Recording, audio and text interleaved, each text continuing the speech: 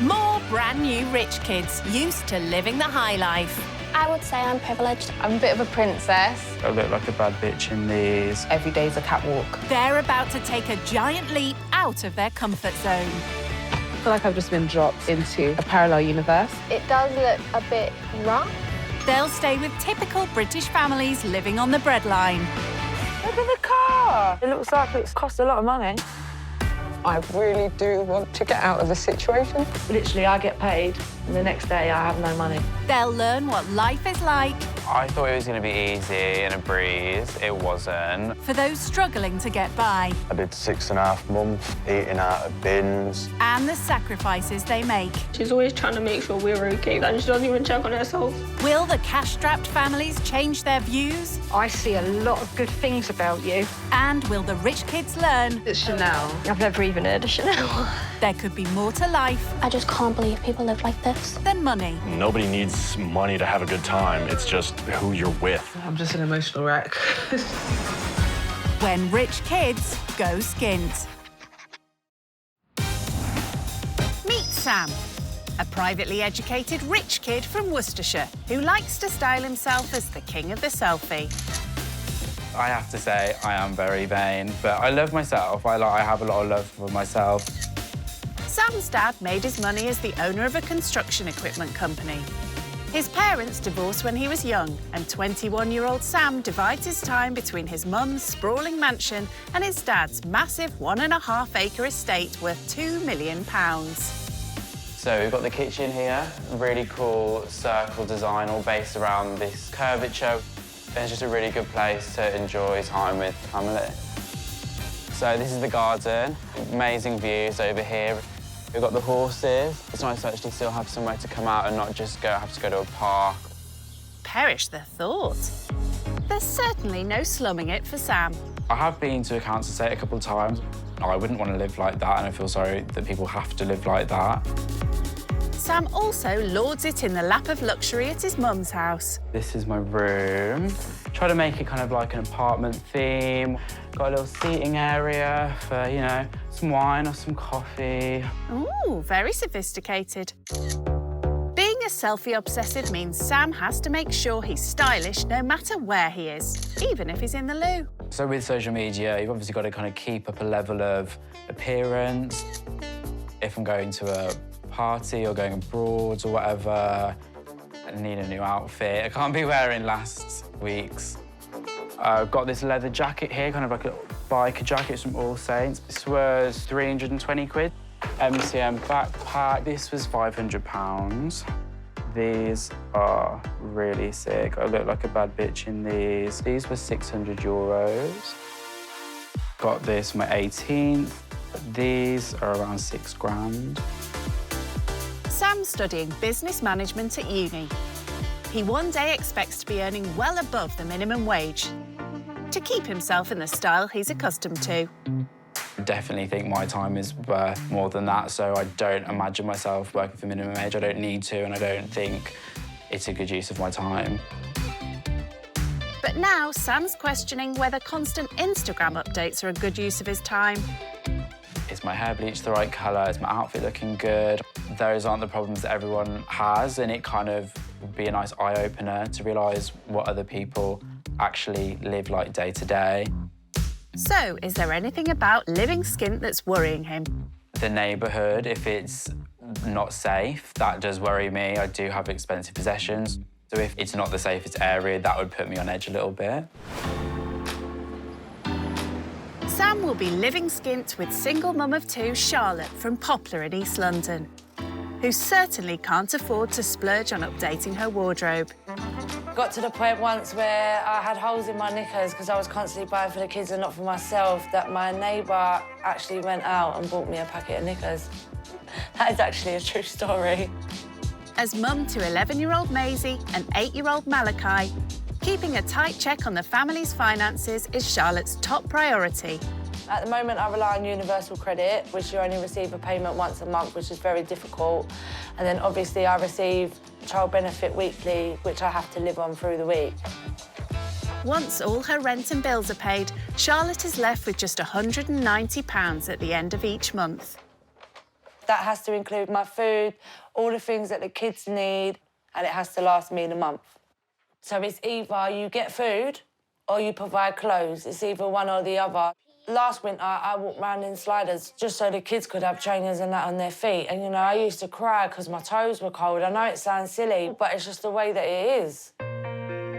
Sadly, 29-year-old Charlotte lost her mum to a lung disease when she was 18, and her dad died of cancer 4 years ago. It's hard not having parents because I wish I could be able to call up my mum and dad and say, can I borrow £10 for electric or £10 for gas, and I don't have that. Instead, the family rely on neighbours and friends for essentials like clothing. When their kids are grown out of stuff, they tend to send it my way. Or I go to charity shops. I have to go to a food bank, or I rely on my friends. I will go there for dinner, and they do the same with me when they haven't got no money, so we help each other out. Determined not to be on benefits forever, Charlotte wants to train to be a paramedic. I went back to college and I retook my GCSEs, which I passed, and I now have to go to uni to do a 3-year course. So I am hoping that by the time I'm 33, I will be fully qualified and you might see me driving an ambulance. During his time with the family, Charlotte wants Sam to see that pulling together and working hard are what's really important. I want the rich kid to learn that money isn't everything. Life is also about community, love, and maybe when they leave here, they can go to their community and help poor people around their area. Living skint with Charlotte will be a world away from Sam's champagne lifestyle. His best mate Izzy is keen to hear more. What do you think that you're going to learn from, like, the whole experience? Well, I think it's just going to be interesting seeing how another family live, and not just from an outside perspective, pretty much from a very inside perspective. Like, I wouldn't say I live in a bubble, but I live my reality, and that is blatantly different from theirs. So I think it's going to be good to just appreciate more what I've got. I think they'll really like him. I think he might be quite shocked maybe with, like, sleeping arrangements and stuff. Like, if he doesn't get a good sleep, then he's a bit grumpy. But I think it's going to be really good for him, and I think he's going to learn a lot from it. The selfie king certainly has a lot of followers to keep updated on social media. So packing for a skint holiday will require some careful planning. Kind of going for low-key, but I need to look iconic. This is very in your face. But it's very you, though. It also looks pretty slick, I would say. Yeah. We can do that, And not forgetting all the other essentials. Need a bit of serum. I need to look good each day. Do you think there's going to be enough room there for all of this skincare and for you to do it all? Oh, I mean, I hope so. I hope there's, like, a sizable room. He's in for a shock. With a £2,000 designer bag stuffed to the brim with designer gear. Quick check to make sure every hair's in place. Now for the 170-mile journey to Charlotte's flat. Oh, and the obligatory selfie, of course. It's almost lunchtime, so Sam needs to get going. It's interesting. There's some terraced houses next to nice-ish apartment blocks. What do you reckon he's going to be like, Maze? Show off. Show off. I don't know, maybe he's going to turn up in all his designer gear, or maybe he might have tried to dress down a little bit. Well, his 40-grand BMW is already looking rather out of place. Look at the car. Oh, my days. I don't really know about cars, but it looks like it's going to cost a lot of money. So does his outfit. He's got night tracksuit bottoms on, Stone Island jumper. My son wanted a coat from there, and it was like £600. We can't afford that. I said, no. I don't know about them trainers, though. Sam's not so sure about the neighbourhood. I mean, there's some all-right-looking places and some not-so-all-right-looking places, and I think this one's kind of in between. Hello. Hello. Hi, I'm Sam. Hi, I'm Charlotte, Hi, and nice this to is meet Maisie. you. Hi, Maisie. And I have got a son, Malachi, but he's at school at the minute. OK, You're cool. more than welcome to come in. Thank you. Oh, my God, you've got so much stuff. I know, I am very unorganised, so I just shoved everything in bags, but so who's this guy down here, or is it a girl? This is Lola, yeah, and then we've got Talk Josh. My little tortoise here. Oh. Having never stepped inside a council flat before, Sam's keen to see the lay of the land. This is where I sleep. Messier than Oh, the kids cute. stay. So this is where I sleep. Uh-huh. This is my bathroom. One problem you're gonna have is I don't have a lock on my door. Don't have a lock. But the kids know when someone's in there not to go in there, so you shouldn't have a problem. I'll make everyone aware if I'm in there. This is Maisie's room. I love the unicorn theme. So I've done all this myself, so I'm quite proud of this room. This is Malachi's room, but I have hung up my washing in here because I've done some washing earlier. Small, but it's all right. What's your house like? Well, I live in like the countryside, so there's not many houses around it, so obviously there's more space for on a bigger scale. So it's quite big, yeah. I'd say. How many bedrooms have you got? Like 5 bedrooms. 5 bedrooms? 5 bedrooms. How many bathrooms? 5. 5 bathrooms? Yeah. Well, they haven't all got baths in, but 5 toilets. Yeah. Oh my God. Yeah. Unfortunately for Sam, council flats haven't all got spare rooms. This is where you're gonna stay, by the way. Okay, that's You're gonna sleep on my sofa there. Oh, there's no blinds There's there. no blind, but I'll put something up for you. Okay, that's all right. Thank you. Adding a roller blind in the living room isn't the only change Sam would make to Charlotte's flat. I would probably decorate it a little bit differently, but they're doing the best with what they can, I guess. Sam will have plenty of time to offer Charlotte some interior design advice during his stay. For now, though, she can't help noticing all the designer gear on show. How much was your bag? It was over £1,000. Yeah. Are you lucky? I know, I am. So very do you lucky. work? Not at the moment. I was working for a year, but I'm back at uni now. So how do you get your money? I get my money from my parents, and they gave me like a monthly allowance to like. Can I be nosy and ask what your monthly allowance is? Come on, Sam, spill the beans. 1,500. Okay. I don't want them to think like, oh, I just get this and I waste it, and that just because someone has money, they go and spend it. Obviously, I've got the flashy car, the nice bag, whatever, but I have those things because I can afford them. But if you was ever in trouble, money-wise, could you call your parents and they'll help you? They could. I don't think I'd need them to. I'm good at saving money, so I don't you're quite good, yeah? You look like he didn't want to tell me. He was like, oh. And then he went, 1,500. I think he gets more than that.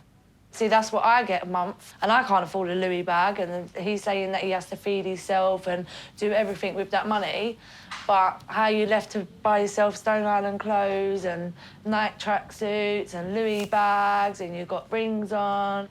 So, I don't know, I just feel he's hiding something. There's no hiding the fact that trying to survive on benefits is a constant uphill battle for Charlotte. I kind of understand what benefits is, but I'm not So fully basically, aware. I get paid once a month, and everything has to come out of that. And So it you have has to last pay me the month. for this place? I have to pay for my rent, gas and electric, TV licence, all that stuff. Food for the month. The food has to last me a month. So literally, I get paid, and the next day I have no money. So sometimes you have to cut back on the food because they might need a coat or pair of shoes or something like that. So I'm guessing you prioritise your kids over, say, your needs. Yeah, and then your obviously if there's expenses. times when I can't feed the kids, I'll go to my friend's house and they'll do me and the kids dinner or something like that, and I'll do the same for them. But it is all about community around here. Do you know, like we all look out for each other. That's how it is, really. It would be sad to, like, at the end of the month or throughout the month, not, like, buy what you want, or an opportunity arises that you could do with your kids. They've got each other, but it's just the freedom that comes with money, which they obviously don't have. Sam's about to discover that they don't have any posh designer boutiques here either. Would you like to see the area? Yeah, I'd love to see the area. It's the first time he's ever been to this part of East London. We're at my local market, so this is where we come to get our local bits, eat. I see people that I know, like friends and that down here. There's a few homeless people in the shop doorways. Oh, wow. When it comes to eating out, Sam's a regular patron of the Ivy, the upmarket celebrity hotspot restaurant where a meal can easily set you back a few £100. For lunch today, Charlotte wants to introduce him to one of Poplar's premier eateries. So this is Ivy's. Yeah. This is where we come for breakfast, lunch. Yeah, what do you guys usually have? We order sausage sandwich. Uh-huh. Maisie will usually get a bacon roll or something like that. Bacon roll. Okay. Yeah. And they do coffee here, don't Yeah, they? yeah. Plenty of hot drinks, cold drinks. I need some caffeine in my body. Right now. Sam's soon shocked to discover there's no oat milk on the menu for his latte. Oh, all milk. Do you want sugar? Yes, please. I thought I saw oat milk on there. That's embarrassing. I think he felt a bit embarrassed when he stood there and said, "Have you got a latte with oat milk?" And the woman turned around and said, "I think you need to remember where you are." And round here, a typical budget lunch comes in the form of a £2 bacon and egg sandwich. So this ain't somewhere you would usually go? I probably wouldn't eat this because, for me, it's not the healthiest thing. And I don't like white bread. What's your favourite restaurant? Well, I mean, I go to a few around where I live, but if we're going to go and do it up in Birmingham, we usually go to the Ivy, which is pretty nice. Same name as here. And how much would that usually cost you? Well, probably my dad would pay, but it depends. If we're doing cocktails and that, it might be like 70 quid a person. There's no splashing out on upmarket restaurants for Charlotte. She can't even afford to become a student. I want to be a paramedic, so I'm hoping that I can get into uni and I can do that. But obviously, that's also going to be a struggle because I will have to then live off student finance. Yeah. So where that's every 3 months, then instead of money trying to last me a month, it's now then going to have to last me 3. So you can't do benefits as well as student finance? No, you can't do that. Okay. You can't do that. So even trying to go back and do something for myself is a struggle. So yeah, I don't know. I feel like since 17 I've just struggled. I don't know what it is. I just feel... Yeah, I mean, you've got a lot of responsibilities. You don't really have the time to kind of... Yeah, I couldn't actually imagine having kids now. I don't think my brain could process it. And it's 17, actually. Already a child at 17. Yeah, still a child, yeah. Yeah. Can I have a Savoy and a piece? Before they head home, Charlotte has just enough change for a speciality from Ivy's menu. I'm going to get some peas pudding and Savoy and see whether he likes it or not. This is Savoy and peas pudding. Oh, wow. Oh, right. It didn't even look like peas. Yeah, it's traditional around here. It's a whole East End thing. Do you want to try it, Maze? It's quite nice, isn't it? He likes it. Yeah. He actually likes it. I'll give it 4 stars out of 5. Well, at least Sam can now say he's eaten at the proper Ivy. Charlotte always makes sure her kids muck in with the chores around the house. My responsibilities are to wash up and if I come back before my mum from school, then just to tidy around the house to make sure it's clean. So does this all have... And she's determined Sam also does his fair share while he's here. That rabbit cage isn't going to clean itself. Oh, this is the main corner here. You're a dirty little bunny.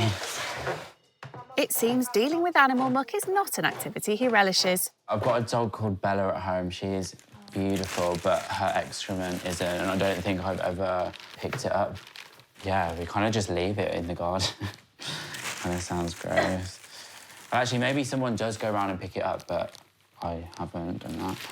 There's no opting out of the chores she doesn't fancy for Charlotte. Right, calm down, go in there, please. It's 6 p.m, and with Malachi back home from school, she needs to get dinner on the go. Malachi, can you calm down, because you're making them hyper? And tonight there are extra mouths to feed, her neighbour Maria and her 2 kids.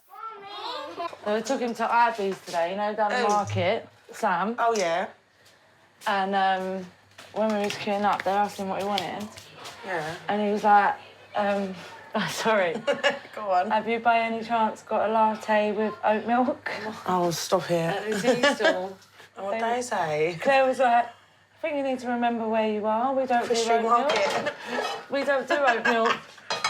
No, stop it. Yeah. You can see just the community here is a big thing, and even though it's a smaller, compact space because everyone's living close together, actually that can be a benefit in some way. Queen of economising Charlotte has budget meals down to a T, especially since she often has to share her food with her neighbours. Her dinner of eggs, chips and beans comes in at just over 40p a person. Take note, Sam. Well, the chips are £1 and the eggs are obviously £1 something. So for £2.50, for nearly £3, you're getting eggs and chips. And if you add beans, it's only 35p. So he can get to know Maisie and Malachi a little better, Sam's decided to organise a talent show for after dinner. Malachi, what do you like to sing or rap about? So it's going to be about gaming. You can say like Xbox. So if we write them down, like Xbox, gaming, and then get the rhymes for them, we can construct something here. While Sam helps Malachi to perfect his rap, Maisie gets things ready for dinner. We did. So is this how you usually eat dinner? So you sit on the floor and eat it, yeah? Okay. Dinner's ready! There you go. So, do your kids always eat on the, Yeah, because obviously we haven't got a table and chairs, so... But we did used to have a table and chairs, but it broke, because I prefer them to eat in the kitchen, not in the living room. Yeah, but obviously I put the sheet down because Malachi's messy, rather than having to constantly mop the floor. I was a bit shocked to see the mat on the floor. I don't find that comfortable, but it's not an option for her to sit at a table. Sam thinks nothing of splurging on expensive nights out. But instead, tonight, he and the kids are making their own cheap entertainment at home by treating Charlotte to a talent show. OK, everyone, welcome to Poplar's Got Talent. We've got a few acts in store for you tonight. Up first, we've got Malachi with his rap. When I'm on vacation, all I play is PlayStation. When it's Minecraft, I'm playing, you know it's zombies, I'm saying. When I'm on my Switch, I'm a really big snitch. When somebody knows, best believe I'll be on my Xbox. Hey! Well done!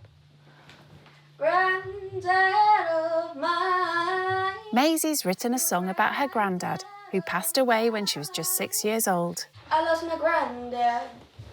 He meant the world to me, and when he left me, I fell straight into my knees, and then I lost myself when you had to leave. I miss you, Granddad.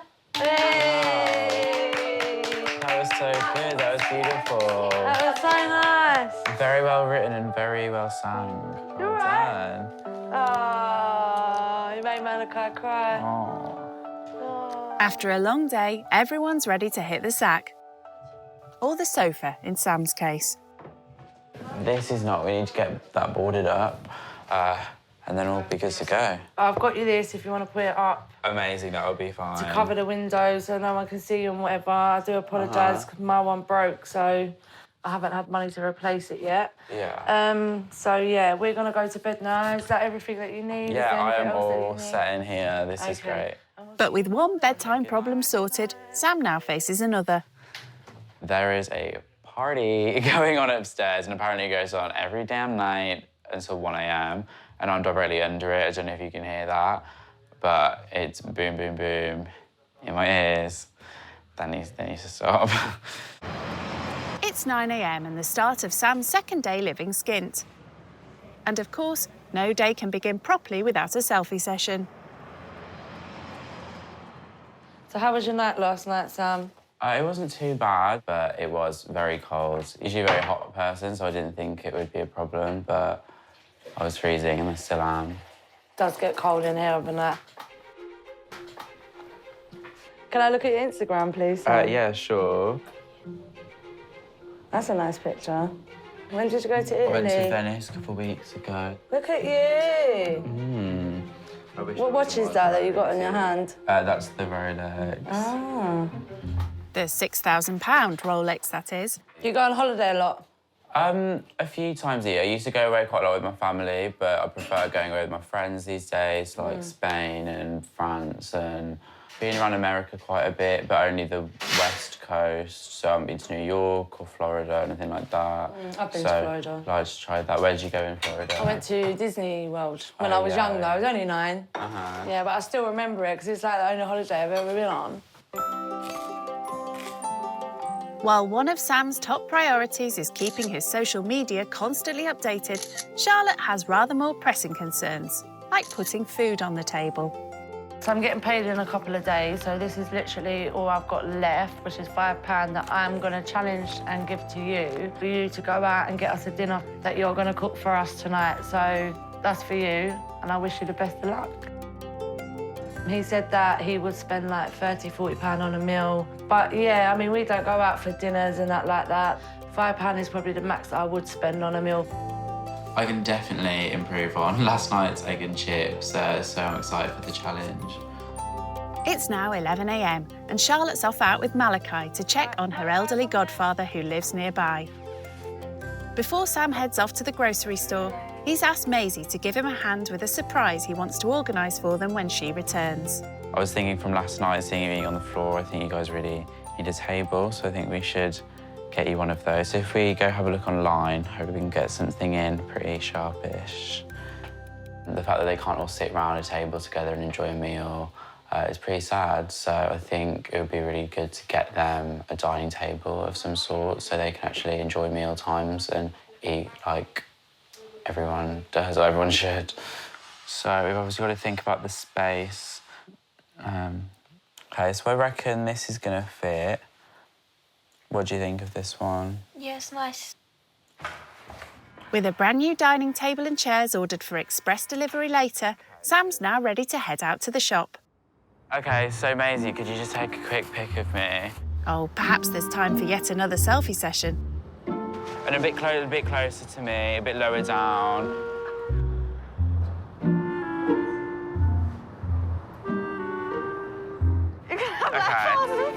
Yeah, no, it's nothing unusual. After 20 minutes of posing... Oh, these are cute. Sam finally seems ready to focus on purchasing the ingredients for tonight's dinner. At home, I'd usually have something like with seafood, maybe prawns, maybe crab, like a tomato mascarpone sauce, so got to think of something creative. Good luck with that on a fiver. I'm so indecisive when I'm shopping. We could be in here for like an hour, I'm not joking. With the local shop all out of crab, Sam quickly decides on a pasta dish for dinner. Let's do this. That ain't gonna feed 4 of us, or is it? We'll take 2, we might need to return one. This could work. Obviously, I hate pasta bake, but you can just use the sauce and not bake it. This is £1.35. So scratch that, we're getting 1 bag for £1.15, which is 500 grams. That will feed 4 people. OK, we need to spice this up a little bit. Oh, quick hair check. I can't imagine us getting seafood fresh. Should we put chicken in it? Everyone likes chicken. Well, we can't afford it. Welcome to Charlotte's world. Right, so we'll get these from here. We'll go to another establishment and find some meat for this dish. Could I get these, please? We've got less than £2.50 now. 46. With half his budget already spent, Sam's still on the hunt for a main ingredient. OK, Maisie, let's have a look in here. Excuse me. Oh, sorry, how much are these? £5, OK. Hi, is there anything? I've got £2.46. Is there any kind of chicken that I can get for £2.46? You can have a baby chicken. Which one's the baby chicken? How many? Can I just get the one, please? Oh, so is it £2? Yes. Thank you. I thought it was going to be easy and a breeze. It wasn't. I just, you know, buy what I want to eat, so I'm not actually restricted usually. So it did make me think about costs over just what I want to eat. Back home, it's not long before Sam and Maisie take delivery of the new table and chairs they ordered earlier. All Sam and Maisie have to do now is figure out how it all fits together. Oh, bloody hell, this isn't like IKEA, like 3 pieces you put together. This is like... Perhaps reading the instructions would be a good place to start. How on earth do you put them on there? Oh no, time for another Instagram update. So we are currently building this table, which has arrived, and beautiful weather. That's why I'm wearing my sunglasses. Never mind the weather, Charlotte will be home soon. We've lost a bit of the Allen key. I don't know what they're for. Is it on? This is not my, like, forte, as you can tell. No. Maybe it's the wrong, end. Did we have different ends? After finally deciphering his nuts from his bolts... Hopefully we don't put it up and then it falls apart. And adding a little of his interior design expertise, Sam's surprise is finally ready for its big reveal. Hello? Hi, we're in here. Oh, my days. Who got this? I got this. Oh, thank you. And, yeah, I wanted to make it look cute in here, and you could actually all sit at a table and enjoy each other's company. God. What do you say, kids? Thank you. It's Oh, okay, my Maisie days. helped me. So we're going to today. eat here tonight? Yes, we Yeah? are. My own creation. It's going to make such a big difference. It's going to be nice to actually set up a table with the kids. It means the world to me, and I'm so grateful that you actually done that for me. Oh, thank you so much. Thank you. I'm glad you like. I do, I really like. It's really nice. If Sam thought he could put his feet up after all that hard work, he's sadly mistaken. It's 6 p.m. and he's now on dinner duty. This whole full-on chicken is not touching these hands. Well, that's if he can get over his fear of raw meat. I don't like it. I'm just gonna close my eyes. It's just so chickeny, and it's like... I'm sorry, but no. I've not had to cut up and handle a halal piece of chicken, and I don't want to do it ever again. And it just looks so, like, raw. You've got its little legs. If I don't like it that much, maybe I should be vegan, but I'm not ready to do that yet. Let's hope they like their food extra salty. OK, this heat is on way too much. Don't know what I'm doing here. Sam succeeded with sticking within Charlotte's £5 budget. Dinner time. But how confident is he feeling with the dish he's made? I am quite pleased. The chicken should have been cut up a little bit smaller, but it will do its job.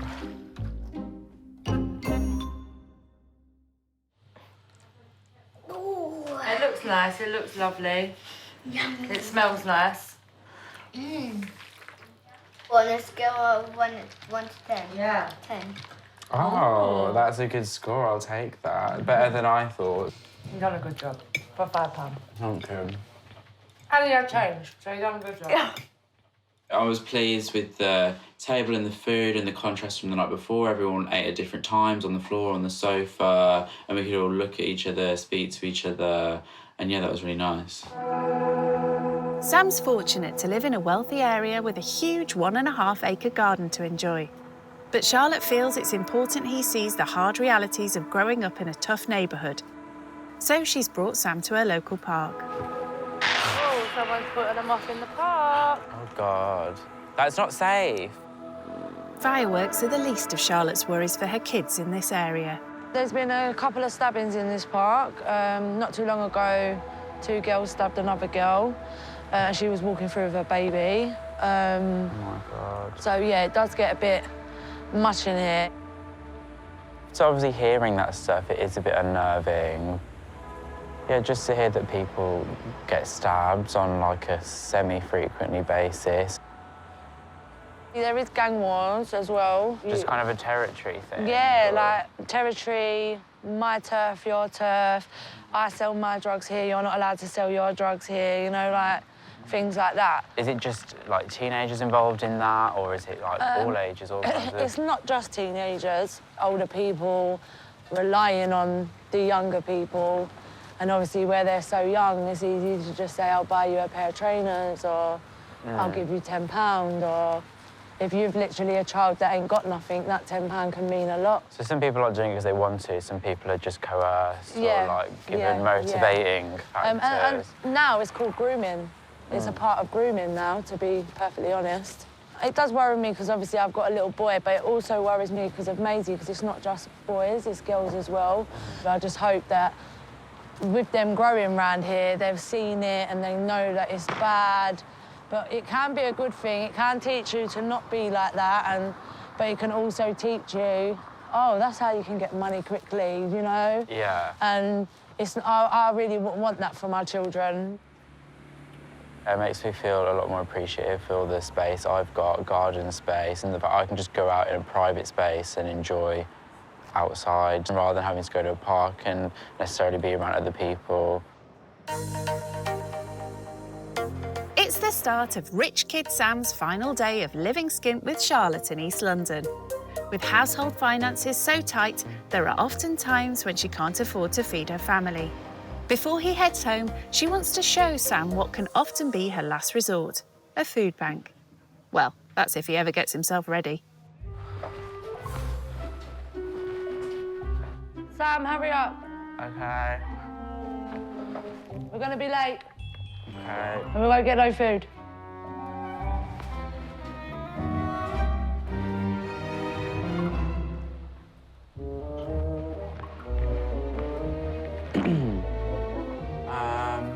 Wait, I don't know if I've got everything. Oh, my scarf.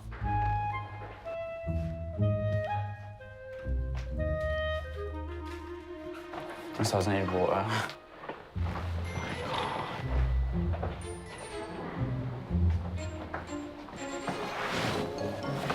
Let's go.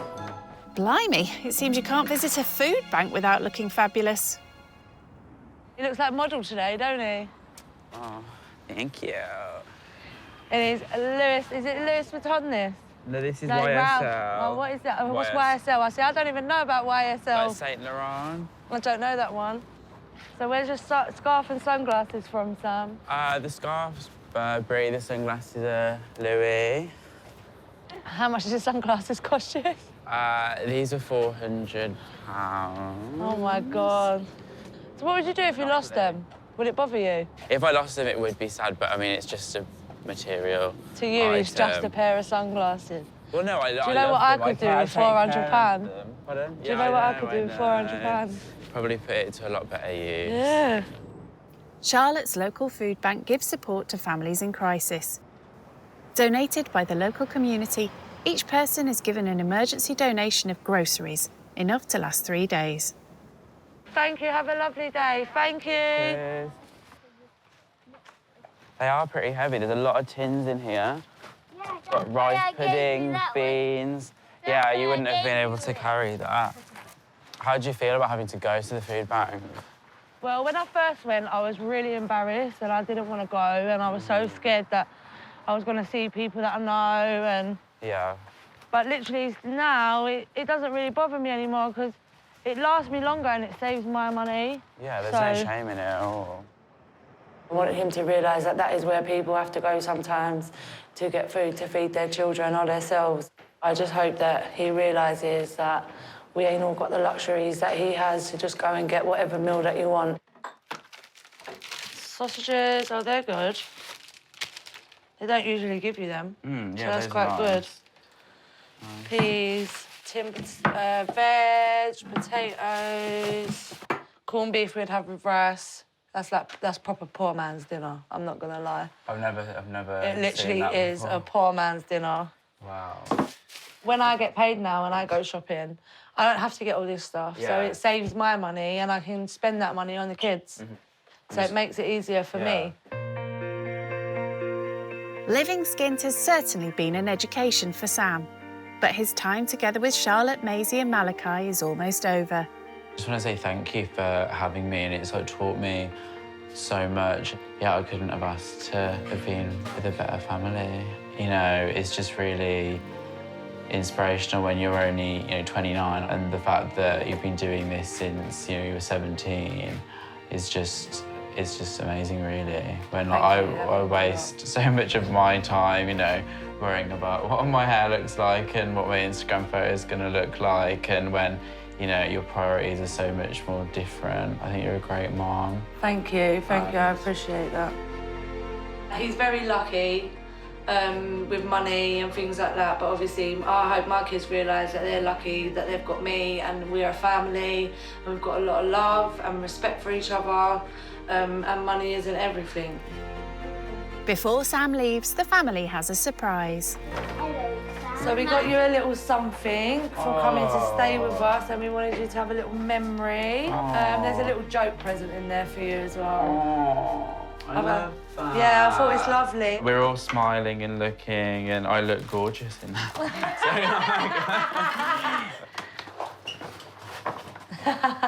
Wow. It's because you tried it with, because you tried it with me. These got to go together. Yeah, so because you tried it with me, I thought maybe you could go back and show people a little bit about East London. Thank you, guys, and I hope I will definitely see you guys soon. Sam also wants to thank the family for all they've taught him during his stay. Maisie, here is a gift card to get some clothes. Malachi, I hope you like this as well. Thank you! So I hope it's one that you like.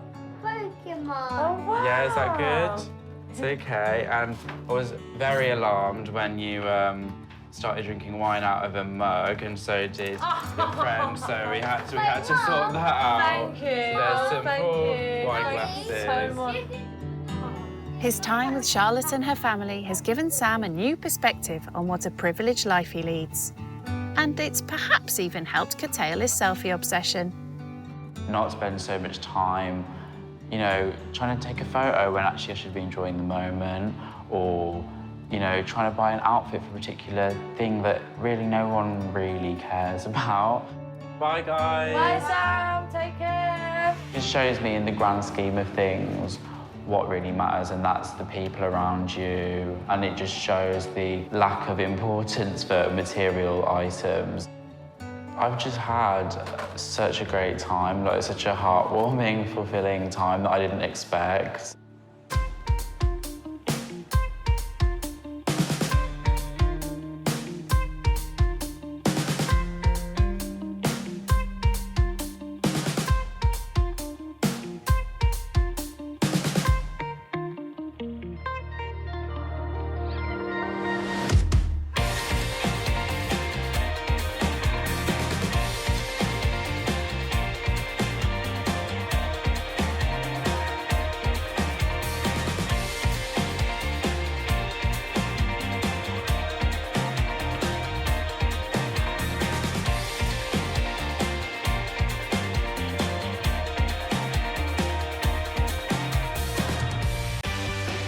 More brand new rich kids used to living the high life.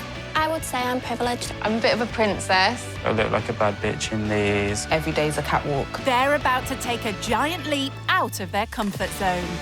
I feel like I've just been dropped into a parallel universe. It does look a bit rough. They'll stay with typical British families living on the breadline. Look at the car. It looks like it's cost a lot of money. I really do want to get out of the situation. Literally, I get paid, and the next day I have no money. They'll learn what life is like I thought it was going to be easy and a breeze. It wasn't. for those struggling to get by, I did 6.5 months eating out of bins. and the sacrifices they make. She's always trying to make sure we're okay, and she doesn't even check on herself. Will the cash-strapped families change their views? I see a lot of good things about you. And will the rich kids learn It's Chanel. I've never even heard of Chanel. there could be more to life I just can't believe people live like this. than money? Nobody needs money to have a good time. It's just who you're with. I'm just an emotional wreck. When rich kids go skint. Meet country girl Brooke from Suffolk, a paediatric nursing student who's grown up in the lap of luxury. I'm very lucky that I've never had to worry about money before. My parents are always there for me to provide me with the funds when I need it.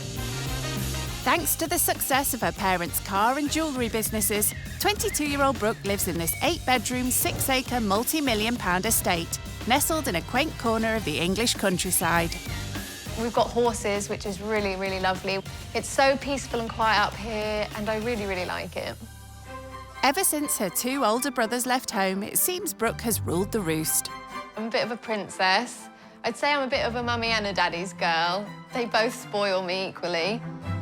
And like any true princess, Brooke's had things easy from the word go. I went to private school from the age of 2. I was able to have my own pony and go riding and get my own car when I came to the age of 17. Her parents' generosity doesn't end with ponies and private schools. Jewellery is one of my biggest passions. My collection's probably worth quite a few thousand, and my parents have given me most of it. Brooke also likes to spend her parents' cash on her designer wardrobe, which is all decked out in her favourite colour. Whenever I find something pink, I just have to get it. I think it's such a beautiful colour. Along with shopping, this pink princess's other big love is taking part in pageantry competitions. You're walking down the catwalk in a really beautiful dress and you just get 5 minutes to show off who you are. Brooke's competed in numerous competitions, including Miss Great Britain. And of course, every new pageant means a new outfit. This dress I wore for Miss Great Britain. It's got thousands of rhinestones on it, and this, I think, was £900.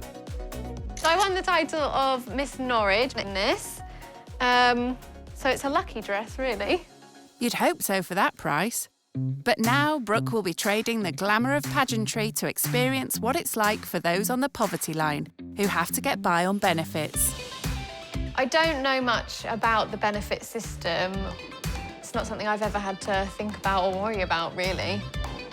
I hope that spending time with people less fortunate than myself will help to broaden my horizons a bit more. It may be just a couple of hours' drive from Suffolk, but Hackney in East London is a world apart from Brooke's country idyll. It's where she'll be living skint with single mum of 8, Sonia, who never has a minute to herself. As a single mum, I do everything. I do the cooking, the cleaning, finances, anything that needs fixing in the house, and it is hard work. Sonia's older sons have flown the nest, but she still has 4 younger children living at home. Is that nice? Yeah. On top of juggling a busy household, Sonia also holds down a part-time job. I run a fruit juice stall in a local market. The business doesn't bring in much, and we are struggling financially. To supplement her meagre income, Sonia's forced to rely on benefits. I get £1,500 a month. After I've paid all the bills, there's literally about £200 left for the month. Right, gas, 30. I have to be super organised so that I don't get into any debt. I'll pass that ball here. Any luxuries are few and far between for this family. The last time the children and I went on holiday was over 10 years ago. Raising kids in this part of London is another thing that weighs heavy on Sonia's mind. In this area, we have problems with drugs, prostitution, gangs. It's not a very good area to bring up your children in. It's something that I worry about all the time. Come and get off me then. Determined to make a better life for her family, Sonia's studying for an Arts and Humanities course with the Open University. When I was younger, I wasn't able to read and I didn't really go to school. So I'm really trying to achieve something so that my children can look up to me and say, well, my mum's tried her best considering. Her kids are everything to Sonia and are what helps to take her mind off her financial worries. I would like to teach the rich kid that money isn't everything and love, care and attention to your family is so much more. Right, kids, have you finished? Yeah, I'll get on with your homework. Leaving the rural bliss of her country life behind will be a huge step in the dark for Brooke.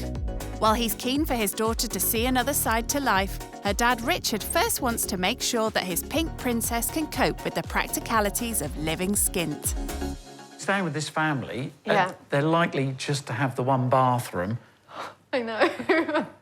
That's going to be a real struggle because I like my own space and I like my own privacy. And food, because you can be a bit finicky, can't you? Obviously, there's lots of things that I don't eat, and you and Mum always cater for me as well and cook me something different, whereas they're not going to be able to do that for me. Well, yeah. A lot of people will probably live in that type of way. All you've ever had is opportunities. Yeah. These people don't always have those sort of opportunities. No, and I think to have that understanding and to experience how they live, it's just going to be good for me. I agree. I think it'll be terrific for you. Good luck. Cheers. She's certainly going to need it. As the pampered princess gets all her pinks packed, it's clear giving up luxury living won't come easy. Good thing boyfriend Johnny's on hand to keep her in check. Thought this one might be nice. Little pink fur number. Do you think all of the coats are really necessary? Well, it gives you options then, doesn't it? And I think it might be appreciated if I've got a number of outfits. I think you might need another suitcase. She's not done yet. And then I'm going to bring, obviously, got my wash bag. Her £450 Louis Vuitton wash bag, that is. Gucci belt. And then I'm thinking I'll bring my Rolex. That's her £7,000 Rolex. Just got to find a way to pack it all in now. Armed with enough designer gear to open a boutique, it's a 125-mile trip from rural Suffolk countryside to the urban jungle that is East London. It's definitely really busy. So it looks like there's quite a lot of people living next to each other.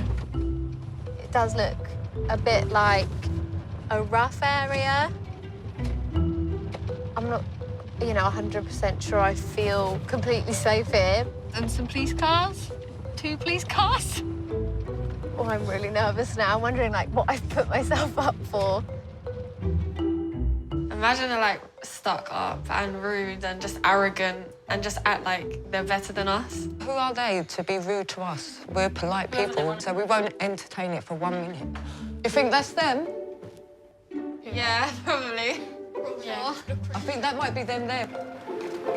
Okay, I think we're here. Oh my goodness, I'm so nervous. Okay.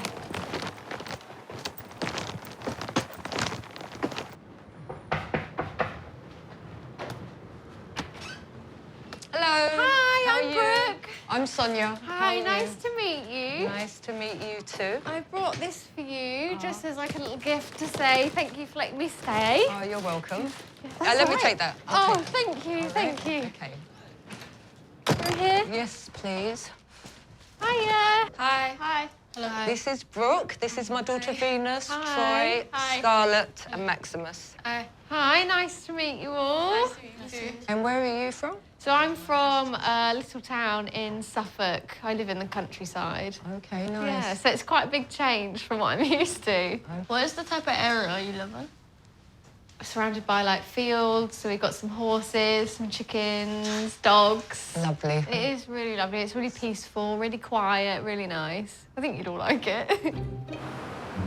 Time to see if the Pink Princess likes the look of a cramped council flat. This is the girls' bedroom. And are they happy sharing a room together? Do they Not really. No? Venus doesn't like being on the basement floor. We've had a couple of people come in over the garden. Oh, my goodness. Is it a bit of a dangerous area around here?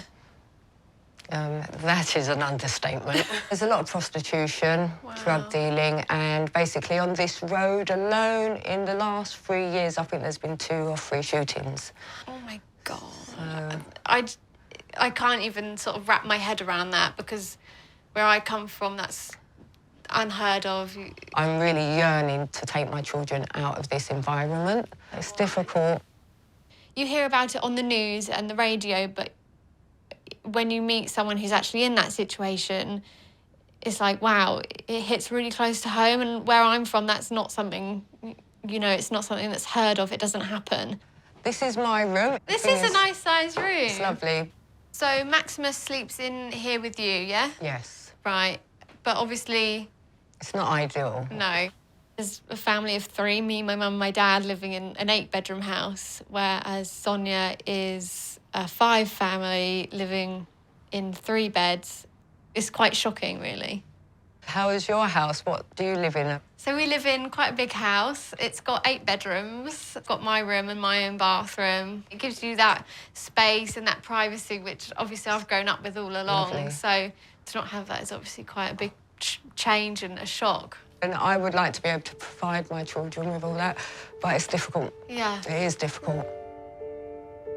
I'm just so sorry to hear that this is your situation because you just don't deserve it. We're used to this situation. It's not that, but I'm trying to get out of it. You're parents have provided well for you, which is really good, and you're safe, which is lovely, and that's all I would like for my kids. It just brings it home to me how much I really do want to get out of the situation that we're in. I was quite surprised when Sonia got upset. She just wants to take them away from the life that they're in now, and it is really hard to watch, and it is really sad. The last room is the bathroom, which is just down here. Does it get a bit difficult having to share this bathroom?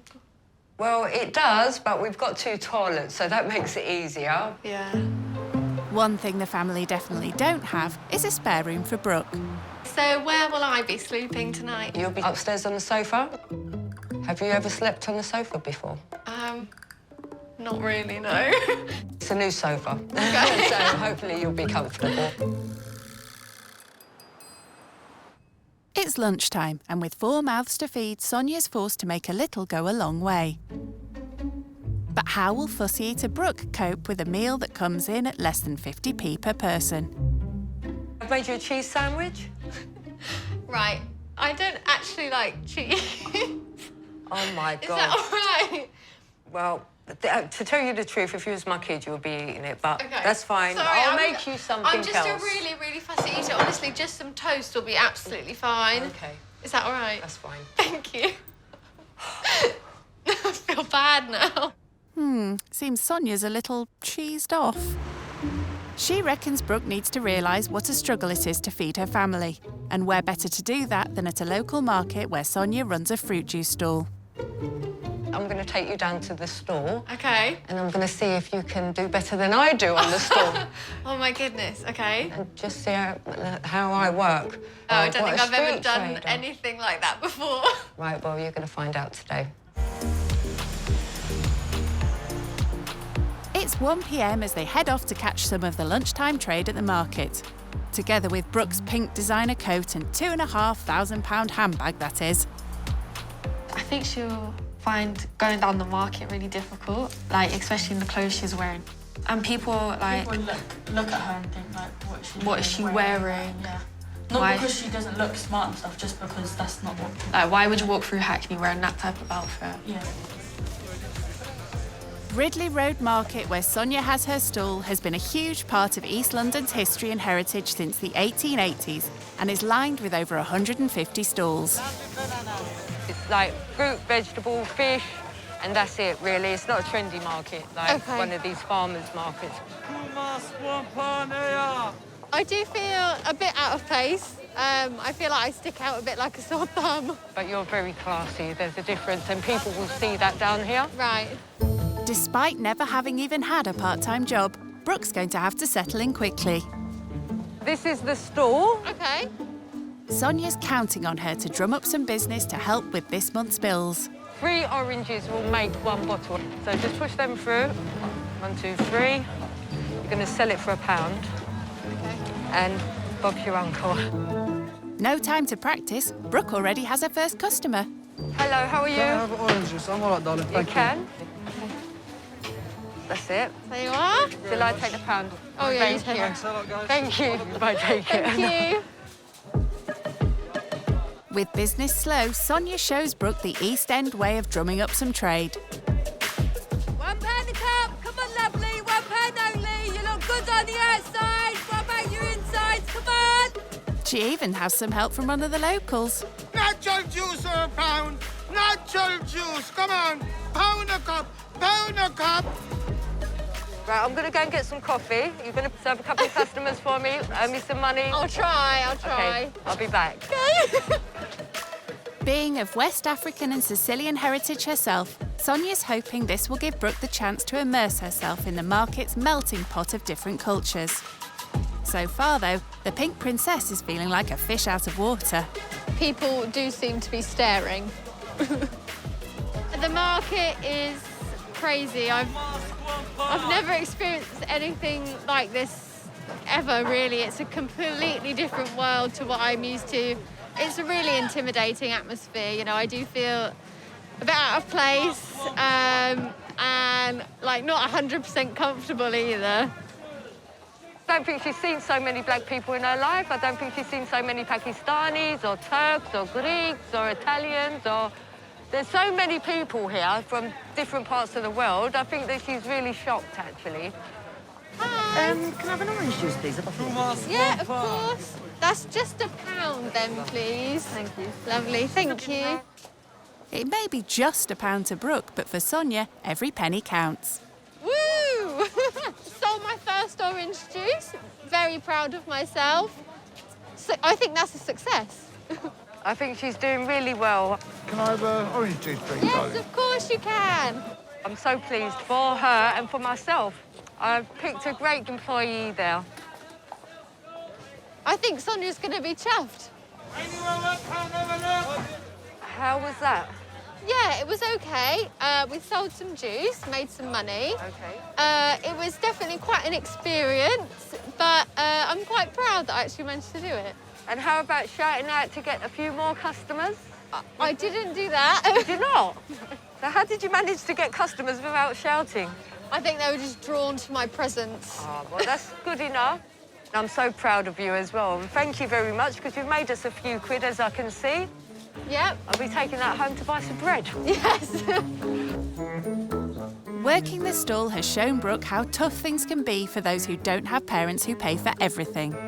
She's here all day working, and then usually she'll make about, I think she told me about £30, £40 a day. It is a lot of work, and, you know, especially if you're out here in the cold, it is quite hard.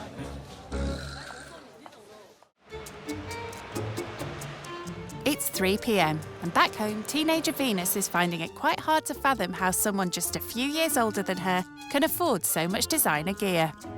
I really like your handbag. Like, when did you get it and stuff like that? So I got it a couple of years back from Selfridges. I was on a shopping trip with my mum, but I think it was just under 2,000 for that bag. Okay. I love the watch. Is Thank that a you. Rolex? It is, yeah. So my parents got me this for my 21st birthday. Cost probably 7,000. Okay. If I had £7,000, it would pay my rent for the year, which would leave my mind a little bit more secure.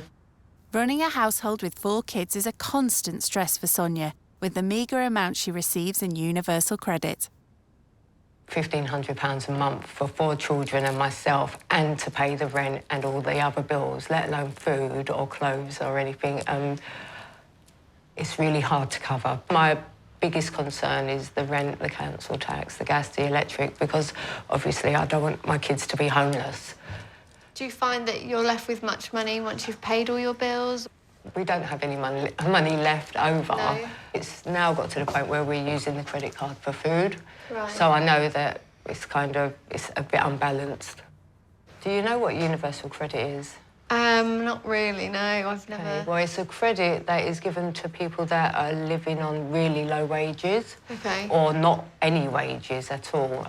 Basically, they give you £50 each for your child to live, to feed them, to keep them warm, to clothe them a week. Okay. And I'm not entitled to any money at all. So literally, it's a bit upsetting.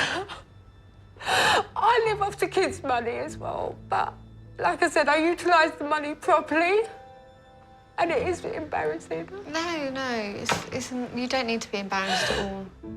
So literally, I'm living off my children's money, or the £20 or £30 that I earn from work. Obviously, it has to go on to my kids, so I feel like I'm not getting anything. Not that I'm worried about that, but everything that I get has to go straight into the domestic side of things. There's no luxury things for us, basically. I'm sorry to say. It's just so different from what I'm used to. Obviously, my parents have always paid everything without a problem, and they've been able to buy me whatever I want. It's sort of making me realise how different her life is to mine. How do you feel about, you know, your mum doing all this for you? Are you really proud of her for everything she does? Yeah, I am proud of my mum because I see that she struggles all the time, and it really upsets me. I don't know how to explain it. Oh. It just makes me upset. No, it's just annoying because It's like she's always working and she's always trying to make sure we're okay first, and she doesn't even check on herself. You know, when you see someone you love so much and they're just hurting so much, you can't do anything about it. It's like really frustrating. That's why I go to college all the time, so I can get a good job. She's training to be a sports therapist, and she's really good with her work. She's so, I mean, she gets distinctions all the time. She's brilliant with her work. That's really amazing. It's annoying though because I don't have a laptop, so I'm always doing my work on my phone. I would love to buy Venus her own laptop, but at the moment I can't because obviously finances is bad for us. When I was at school, my parents would just buy me a laptop to help me, and she can't do that. And I think that just shows, you know, people who do come from my background and have that privilege are already ahead of those who don't, or don't have access to, you know, the things that I think are normal and I can just have. I think I take things for granted a lot of the time. One thing Brooke takes for granted is the special treatment she receives at mealtimes. My parents, you know, they know and they understand how fussy I am. So when they're cooking, they'll always do me something different. No such luck in Sonia's house. Tight finances mean she can't afford to cater for fussy eaters. And tonight it's a budget meal for dinner. I'm going to cook rice and chicken. It's come up to a tenner. A little bit of this and a little bit of that. I'm used to eating meat that's come from a butcher's, and I know sort of where it's come from. I know it's free-range chicken. I'm a bit apprehensive about, you know, what's going to be cooked for dinner. Right, bon appetit, everybody. Thanks, Mum. So, can the pampered princess cope without all the posh, organic ingredients she's used to? How's the food? It's really nice. It is nice. Living skint is giving Brooke a whole new perspective on things. One reason her parents were so keen for her to do this experience. I've been very, very sheltered, and they think, you know, growing up, and going out into the real world, I need to understand that, but also I think it'll benefit me in my nursing career as well. For my kids, I wanted them to have the experience almost like what your parents wanted for you. I want my children to have that experience, for them to know that there is a different life out there. It just helps so much for them to know that there is a difference to what we have to really experience.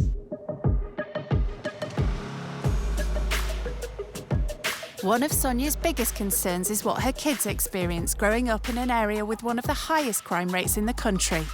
She's taking Brooke for a walkabout to show her some of the challenges the family face. Basically, just at the top of the road, we get quite a lot of the working girls. Right. But they also do work in my area down there as well. Really? Yeah, which is really scary because we've got the bedroom there, isn't it? Yeah. Also, we've had quite a few shootings in the area. Does it scare you? It's come to the point where I'm used to it. But does it make you feel a bit unsafe where you live? Yeah. You hear the police going past. Yeah, you just see them up there. That's like, everything's so normal. It's all so normal to the kids. I don't want them to have that as a normal, though. Luckily, Troy and Maximus do get some respite from the troubles when they visit their dad near the coast in Norwich. I think if I, you know, were alone walking around here, I would feel really unsafe. I don't know how you manage, really. I get you what you mean, because I've lived here for most of my life. And for the first time, when I went to my dad's house, like this, so say this is the beach, his house is like right here. It just felt safe. Did you like that? Yeah. That's nice. And that's why Mummy wants to move you out of London.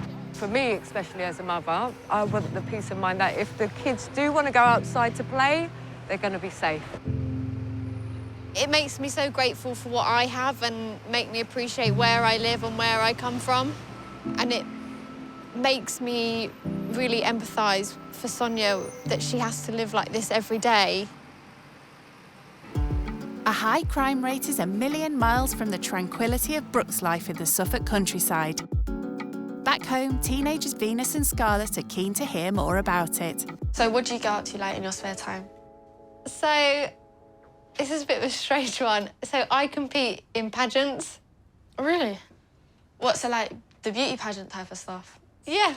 So I competed in Miss Universe Great Britain, Miss England. It's nice to just dress up, in your nice dresses and feel a bit like a princess. Have you got any photos of your shows or anything, pageants? That's so nice. You look really pretty. Oh, thank you. That looks so nice. Was that the Miss... So that was Miss Great Britain. So how much would have your red dress been? That one was about £800. Do your parents pay for, like, all your pageants? Yeah, so my mum quite often will come with me and help me pick out a dress. And, yeah, she does pay for them. I think it's a crazy world she lives in. If you want to do a new hobby or you want to do a new sport, you're able to do it without worrying, oh, will I have enough money to do that hobby, or will I be able to buy that dress? Like, how you, like, do football, you know, sometimes you got to pay to go. Yeah, like shin pads and stuff. A bit is expensive if you don't have the money. Another privilege Brooke enjoys back home is her own big bedroom with an ensuite. All right, good night. Have a nice sleep. And you. Sweet dreams. Sweet dreams. Bye. Bye. Bye. But tonight, the Pink Princess will be slumming it. Never slept on a sofa before, really, so this is a first for me. It does feel like quite comfy. I mean, I've not slept in a sleeping bag before either, so it's a first. I'm obviously nervous because of the area, you know, about what could happen. I'm sure it'll be completely fine, but that's just me being paranoid. It's 8 a.m. and a slow start to Brooke's second day living skint after what sounds like a rather restless night. The man in the flat above was really noisy all night. I don't know what he was doing, but he wouldn't, like, stop making noise. But other than that, it wasn't too bad, really, for, like, a first-time sofa server. Lucky for Brooke, Sonia's already been up for an hour and is treating her guest to a full English. How's your breakfast? It's good, thank you. I do love toast. Yeah, and you like as well. bacon? Yeah, Good. yeah. On top of juggling her studies, a job and raising 4 kids, Sonia also takes care of all the DIY. Not surprisingly, she's eager to make use of an extra pair of hands today. I can't afford to have a handyman in the house, so I do everything myself in the house, including the floors, everything I've done here. So there's one shelf that needs to be put up, and I would like your help. Okay. It's so nice to have someone in the house to help. Well, I'll try my best. I've never put up a shelf before. I wouldn't know where to start. If I've ever got something I need doing, I'll just ask my dad. Hopefully I'll make him proud. You'll make him proud today when he sees you put the shelf up. He'll be like, my daughter knows how to put a shelf up. Exactly. It's a good life Which is really skill to good. have, So he'll be happy when you leave home. Yeah, definitely. Has everybody finished? Yes. Yep. So let's clear the tables. The shelf Sonia wants help with is for Troy and Maximus to use in their bedroom. You're just going to go straight in the hole. Right. Like that. Right. Hold it. Once you can feel it on the wall, then just push and press at the same time. Oh, my God. But Right. make sure you got What it do I in. press to make Right. it go? The blue one now. So There's 2 turn it round like this. Get it in the hole. Okay. Right. Right. Right, it's in the hole. You can feel it's on the Yeah. wall, isn't it? Oh, my goodness, that was really hard work. How do you feel? You just done the first bit of DIY. I don't know. I don't feel like I should be trusted with one of these at all. Come on, Brooke, you're not even halfway done. We'll give it a little bang. We're going to screw it in there. Look at me go. That's it. This is bad because now my mum and dad is going to ask me to do this at home. You're a professional now. Exactly. 20 minutes later, Brooke has a new skill to take back home with her. I'm really impressed with myself. Well, now you know what you're doing as well. That's the main thing, isn't Yeah. it? You know, because there will come the day when you have to do things for yourself. I'm proud to say that I've been able to teach her something, and hopefully she'll be able to go home and make it a little bit easier on her mum and dad now. Maybe help them out. Thanks for putting up my shelf. You're welcome. Look at that. I did that. I'm really proud of myself, actually, considering I've never held a drill in my life. I think as long as it's still there by the time I leave, I'll have done a good job. If Brooke thought her chores were done for the day, she's sadly mistaken. Shocked that her parents always foot the bill for everything, Sonia now has another task to teach Brooke to be a little more frugal. So how much would you spend on a meal out in a restaurant? Depending where you eat, maybe £50 to £60 per person, and you will usually get like a 3-course meal. So it is quite expensive when we go out for dinner. Oh my God. Well, I'm going to give you a challenge, and I'm going to give you £8. Right. And you're going to be cooking for 6 people. Right. And I'm expecting to have a really nice meal tonight. I'll try my best. I'll try my best. Well, let's go. All right. £8 in the kitty for dinner works out at just £1.30 per person. As it's a corner shop rather than a supermarket chain, spendthrift Brooke's going to have to shop wisely. Usually my dad will go and do like the weekly shop, and I don't even know how much that costs, probably over £100 or something just for 3 of us, so this is quite a challenge. Seems Brooke already has a plan in mind. So I'm thinking maybe I'll do something to do with pasta, because pasta's cheap, pasta's easy. And I mean, who doesn't like pasta, really? She's where the pasta is. That is a really cheap meal. It is easy to cook, actually. Yeah, this pasta is 89p for 500 grams, so that seems like good value. Is this enough for 6, do you think? I've never done this before.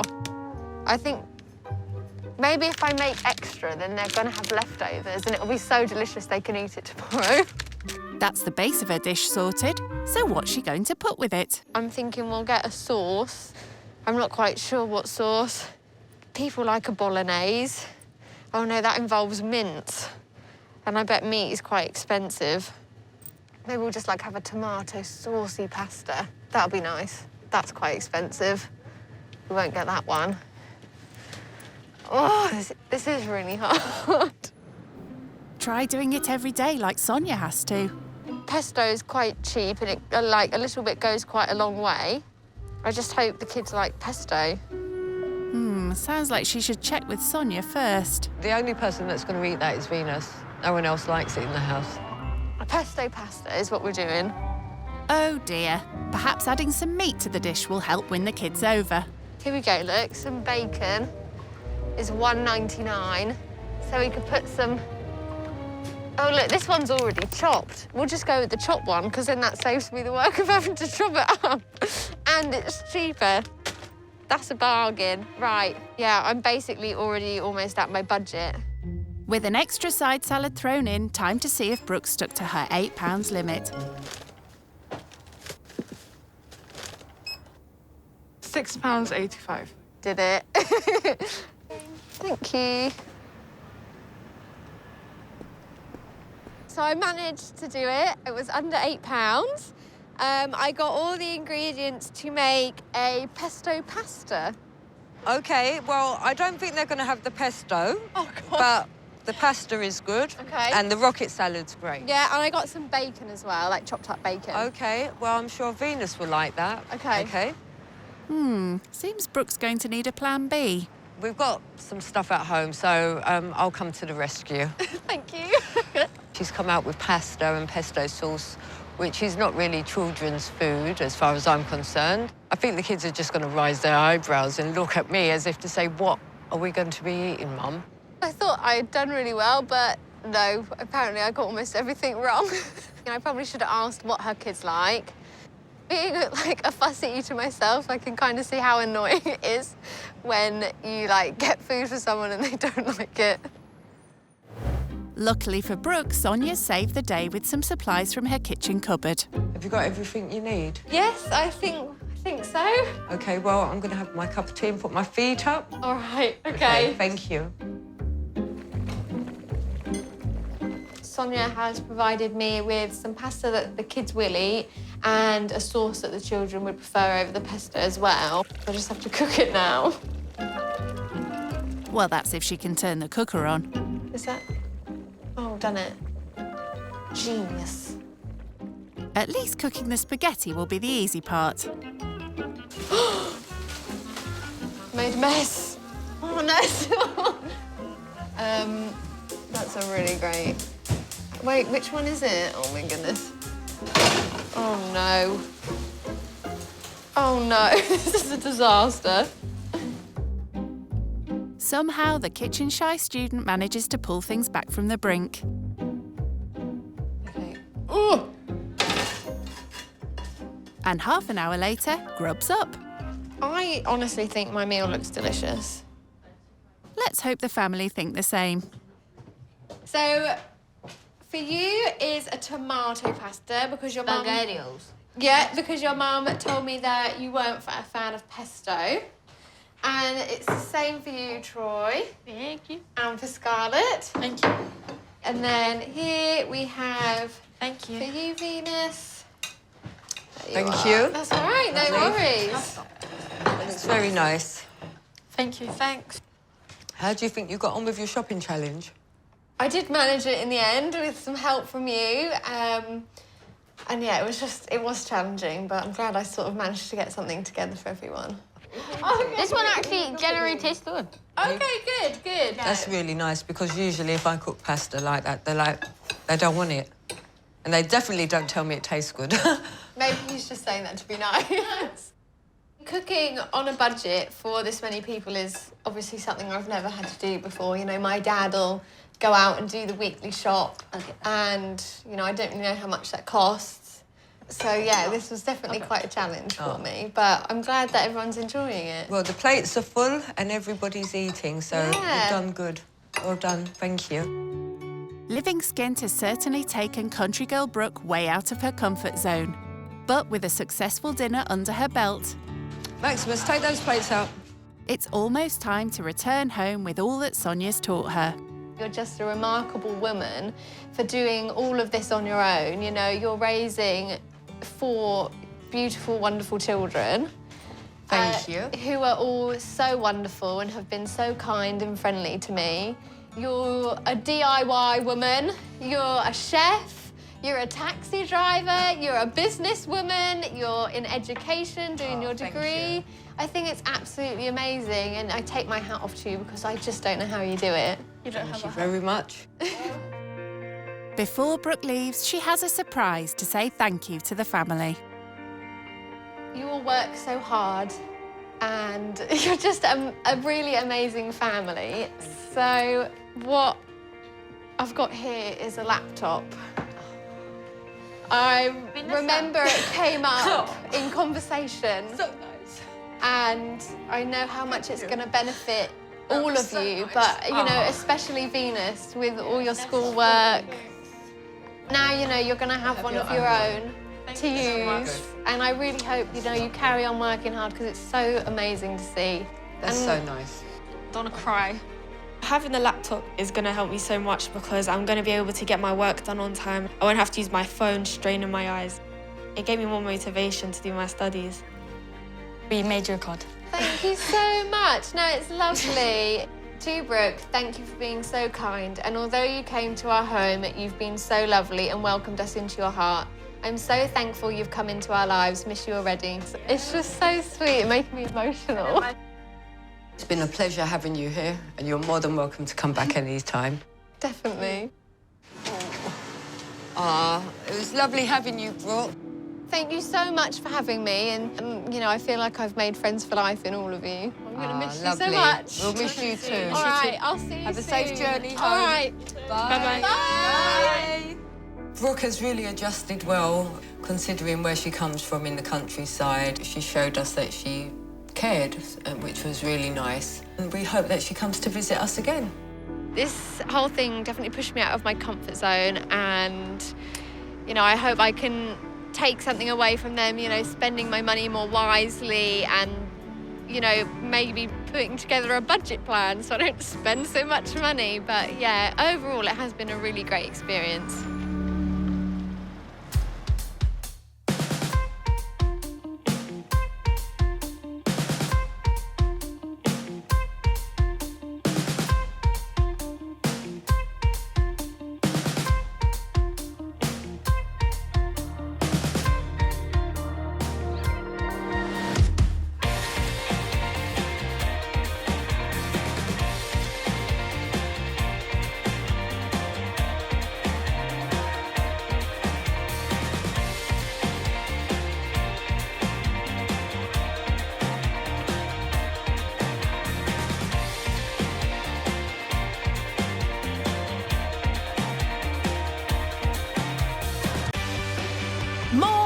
new rich kids used to living the high life.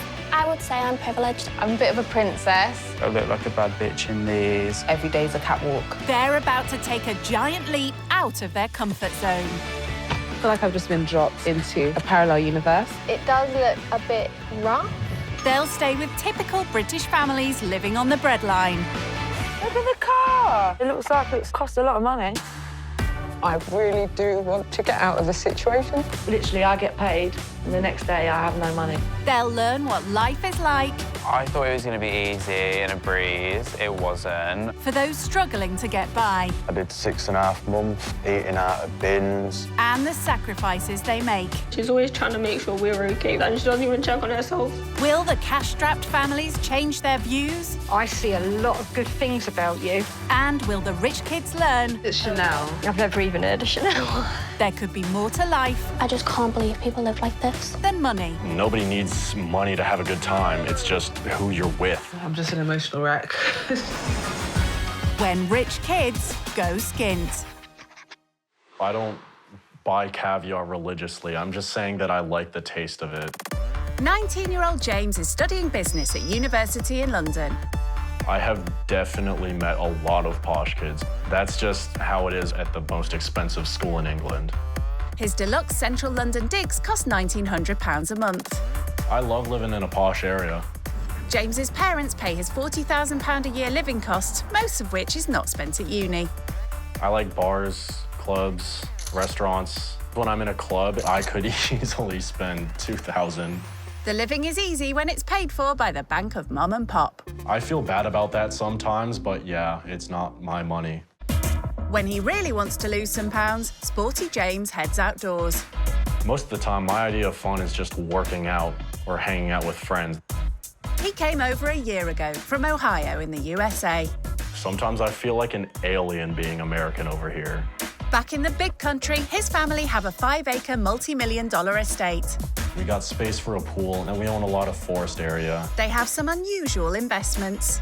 My family's biggest heirloom is an American flag from the Revolutionary War, which is valued around $5 million or 3.7 million pounds. James's taste for nice things started young. My most treasured possession was my Ford Mustang that I drove through high school. That was about 30,000 pounds. Nobody would tell me they're jealous to my face, but I could tell they were. So how does he feel about living on the breadline? I haven't experienced much poverty firsthand. This is gonna be a first-time experience for me. I have no idea what to expect. The last thing James might expect is the Whibley family from Gillingham. Most people think we're bonkers. Everyone we meet do, I think. Stuart and Sherry share their rented house with their daughters, Charlie, who's 19, and Skye, who's 9. I'm a community nurse in Gillingham. And I'm a stay-at-home father. When I was younger, I started work at the paper mill where, unfortunately, I ended up having a bad accident. The accident left Stuart with a chronic pain condition called fibromyalgia. For the last 4.5 years, I've been unable to work. Being a single-income household just adds to their pain. We've got rent, that's £800, which is going to leave us about £100 for the month. Yeah. We don't claim housing benefit or council tax, so there has been times where I've been thinking, I don't know where I'm going to find the money for the rent. They make sure the fridge is never empty. When it comes to the food shopping, about £50 a week. £50 a week, yeah. 50 quid doesn't go far with a family of 4. Sky's a little firecracker. She's going to run this rich kid ragged. Charlie's quite different. Quiet. Yeah, she's quiet, she's reserved. She's followed in my footsteps. She's a healthcare worker at the same company that I work for. They also have 2 pugs. And a pig. Not every family has a pig living in their living room, do they? He was meant to be a mini micro pig, and he certainly ain't. Oh, that's nice, isn't it? Yeah, you have to have a licence to have whatever piggy it is in your house. It's like a birth certificate for a child, basically. Their plus-size porker isn't the only thing shaking the foundations. We've got our own disco machine here, we've got all the lights, we've got lasers. We don't need to go out for a party. No, we choose our own company, we're our own music. But do they think the rich kid will be singing their tune? When the rich kid gets here, yes, they will be in for a shock. I think they're going to talk quite posh. Yeah. But I'm told them to talk normal. What? Because I can't really understand posh. Yeah. If they're polite and they join in with the family, they'll be part of the family. It's the day of departure, and James is packing his collectible sports jerseys. So, first and foremost, I've got my Bryant jersey, Kobe, and Bengals vintage. Those shirts together are worth £300. That's not even in the Wibbley's ballpark. Meanwhile, every family member is contributing to the cleaning. I want it to be clean for, like, when the rich kid comes. When I, like, eat, I wash up my bowl, and when I drink, I wash up my cup. I also do this sometimes. One family member's contributions are less welcome. We normally have to do this every couple of days, and no one else will do it, so it gets left to me. Gillingham is only 40 miles from Regent's Park, but it's a different world for James. The joined together houses, it's just more compact and like inner city.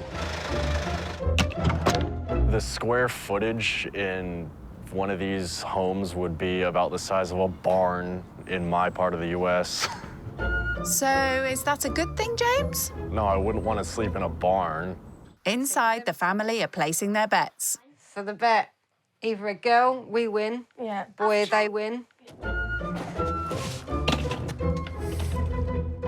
Beware of the pig. I'm not sure if that's a reference to something, but that's catching me a little off guard. Any minute now, and they're gonna knock. Oh, right.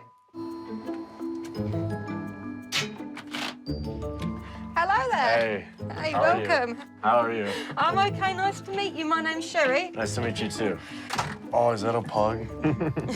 Hi. Hey, how are you guys? This is Stuart, my husband. How are That's you doing? Sky. I'm James. Nice to meet you. I'm Charlie, nice to meet you. Hey.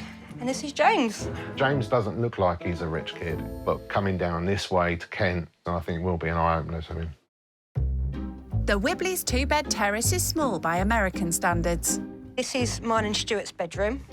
He finds it difficult to walk up the stairs, so we made this into our room. It's a bit compact, but you know. Yeah. I was kind of expecting you to say it's tiny, because to me it's tiny.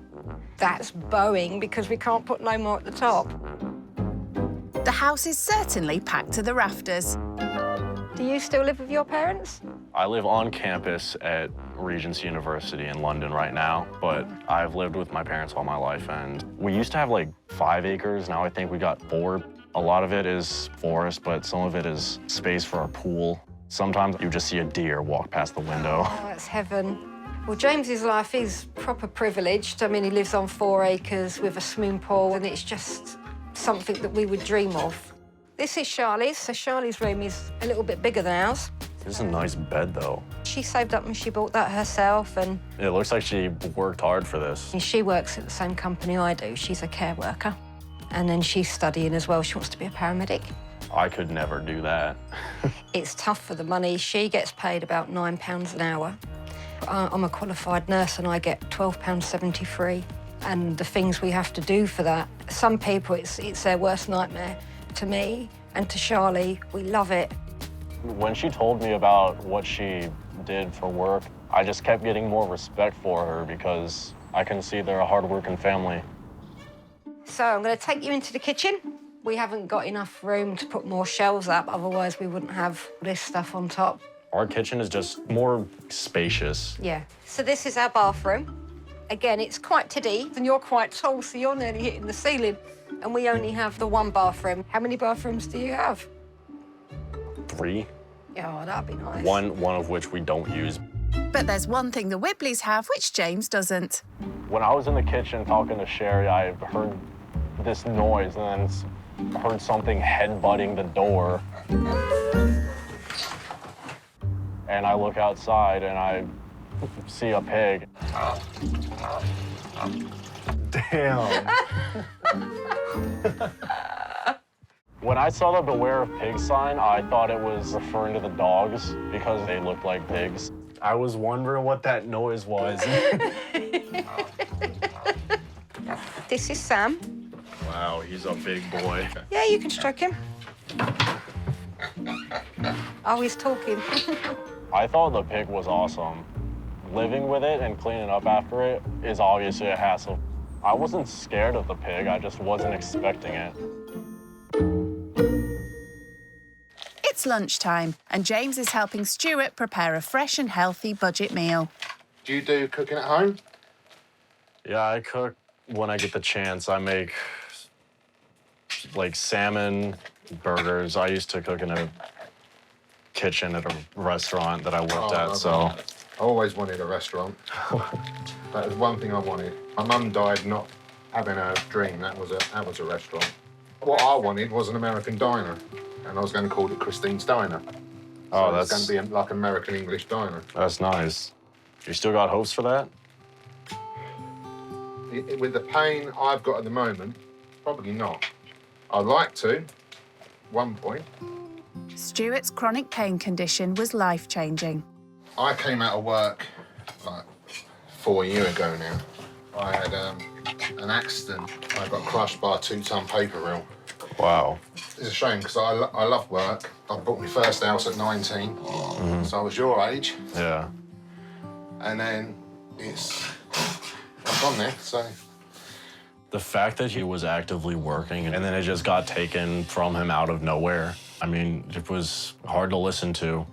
I feel like if all his injuries just went away, like right now, he wouldn't hesitate to go back to work because I know he likes it and he's got dreams. Lunch is up. Stuart's story gives James food for thought. Now Sherry has a few questions for him. So how much do you normally spend on food shopping for yourself? Like 150, sometimes two. Just you, for a week? Yeah. If I ate £200 worth of food a week, I'd be huge. So how do you pay for your food shopping? From one of the several credit cards that my parents gave me to come here. I'd never trust her with a credit card. It's shocking what he spends on food, really. £200 a week on himself. I don't know where he puts it. There's nothing of him. That's what we spend in 2 months. James grew up in Cincinnati with maids and cleaners, but today Sherry's getting him to do her dirty work. My morning, what I've got to do before I go to work is pick up all this poo from Sam, George and Archie. So if you don't mind, you can give me a hand. All right, let's go. OK. So I usually just sweep it all into one pile and then I pick it up and put it in a bag. And there you go. I'm quite surprised you're not heaving. Ah, you got it. Man. You got it. That's a £160 pair of trainers that will never smell the same again. Honestly, I don't know if I'd be able to get myself that emotionally attached to a mammoth-sized beast to the point where I'm doing so much maintenance just to keep it clean. I think after you've been doing it for such a long time, you find it quite therapeutic. It's not like any aromatherapy I've heard of. This is where you really have to get your hands mucky and just pop it in. Ah, see, I didn't even have to ask you. You're well up for it. You can smell it more now. See, I can't smell it. Oh, shit. Do you want to have a go? I'm not doing that. This is what normally happens as well. We'll be cleaning it, and then Sam will decide to come out and do another one. He's having a wee. You've got no shame, Sam. You have to give it a good old clean to get any that's been trampled in. Do you want to go? Yeah. Yeah? I think James did really, really well. I was expecting him to heave and swear, and I was actually expecting him to say, I don't want to do it anymore. He's done an awesome job. Would you do this every morning, or would you employ somebody to do it? If I had a pig, I would do this myself. I wouldn't pay someone for it, but I just straight up not own a pig. Come on, let's go. Let's wash our hands. Once a week after school, the family takes Guy to Kung Fu. The classes cost £37 a month, which Sherry pays for by doing an extra shift. I couldn't tell you the difference between Kung Fu and karate. I've done some boxing because everyone on my dad's side of the family was a boxer. but I've watched The Karate Kid like once, so that's my guidebook for what I know. Gillingham has been called the knife crime capital of Kent. Knife crime in Gillingham at the moment is quite bad. There's been quite a few people stabbed, like one of Charlie's friends died not that long ago due to being stabbed. It sounds tough. I mean, just having anyone you know die from that, like... I mean, I don't even trust myself walking around here, let alone as she gets older now. So, yeah, I think it is important that she knows in a situation like that how to sort of get herself out of it. Well, my neighborhood is more isolated. There's not many break-ins, but we all still have guns, and that's just how it is. I don't think James realised how bad Gillingham actually is, but I think it's definitely opened his eyes. All right, James, are you ready to have a go? Yeah, let's go. Yeah, let's do it.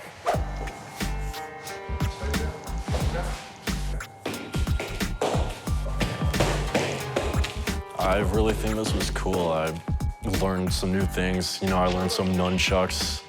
He should think about some private tutoring. Do you think the class has humbled him tonight?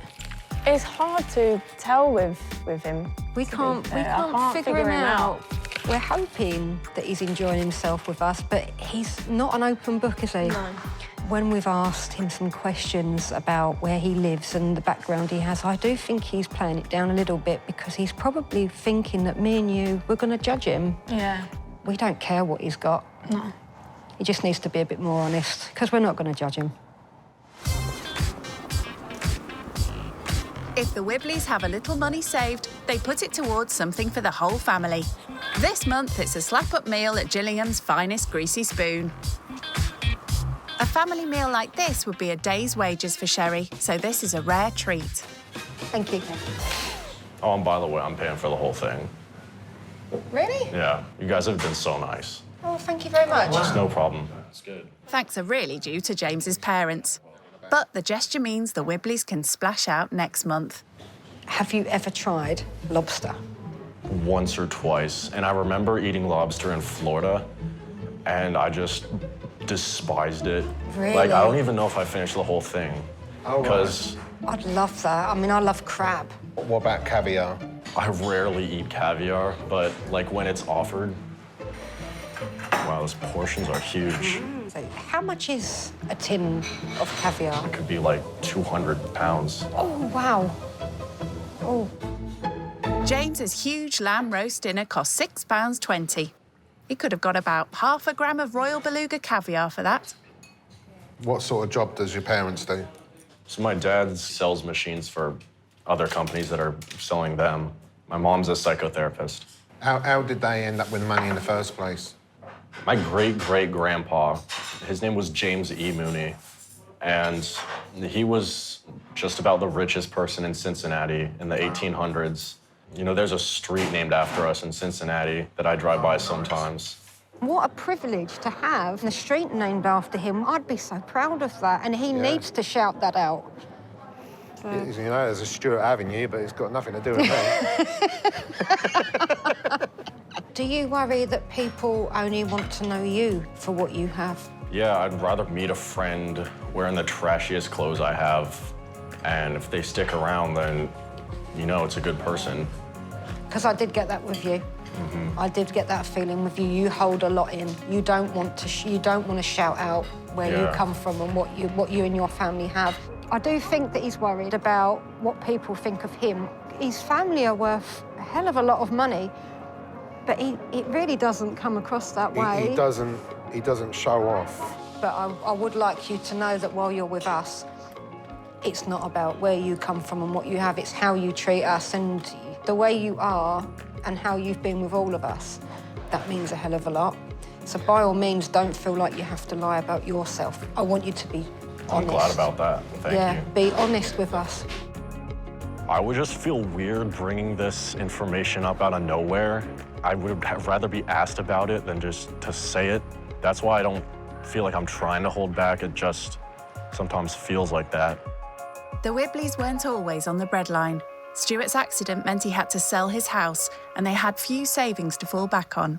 If anything ever went wrong and your family lost what they own, I mean, what would happen? We got this Revolutionary War flag that has also been passed down from my ancestors. That could be worth several million, like over 5 million. Wow. It's nice to have a backup like that in case you need it. That's nice to have an heirloom. Yeah. That just like ended that. up with us by chance. That's just luck right there. Wow. We've saved a little bit of money, and it's nice just in case something happens to have that backup, but that's amazing. He hasn't wanted to boast about anything what he's had. And it's took us a lot to grow him and to find out exactly what and who he actually is.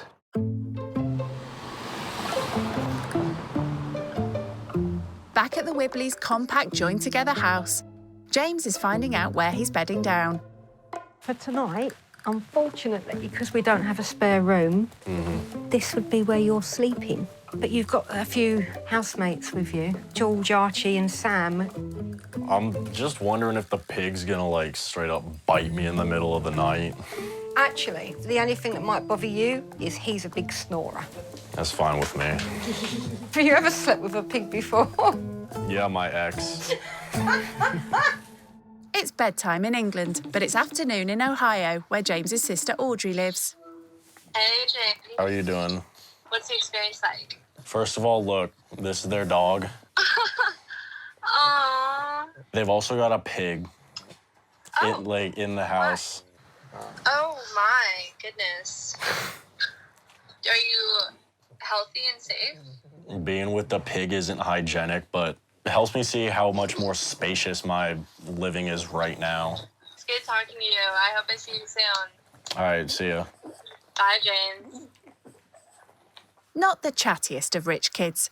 Even Sherry feels like she wants to get a bit more out of James. Tomorrow, I'm hoping that he opens up a little bit more.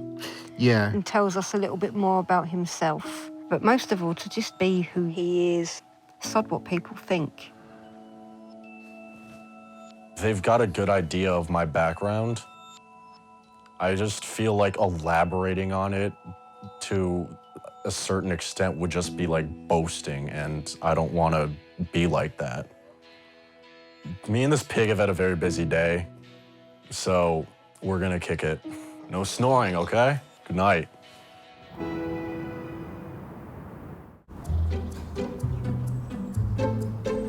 James had trouble sleeping, playing piggy in the middle, literally. Sam grunted and started snoring. I don't know what the hygienic problems of breathing the same air all the time is, but I would think that it's not good for you. Maybe Stuart and Sherry can help settle James's concerns. You have pets at home, don't you? Yeah. Sometimes my dog will, like, pee in my room. Oh. And then I'm like, Mom, get your dog. Come clean it up. Oh, so it becomes your mum's dog then. I don't mind doing Sam's mess. You can actually dry his out and burn it like coal.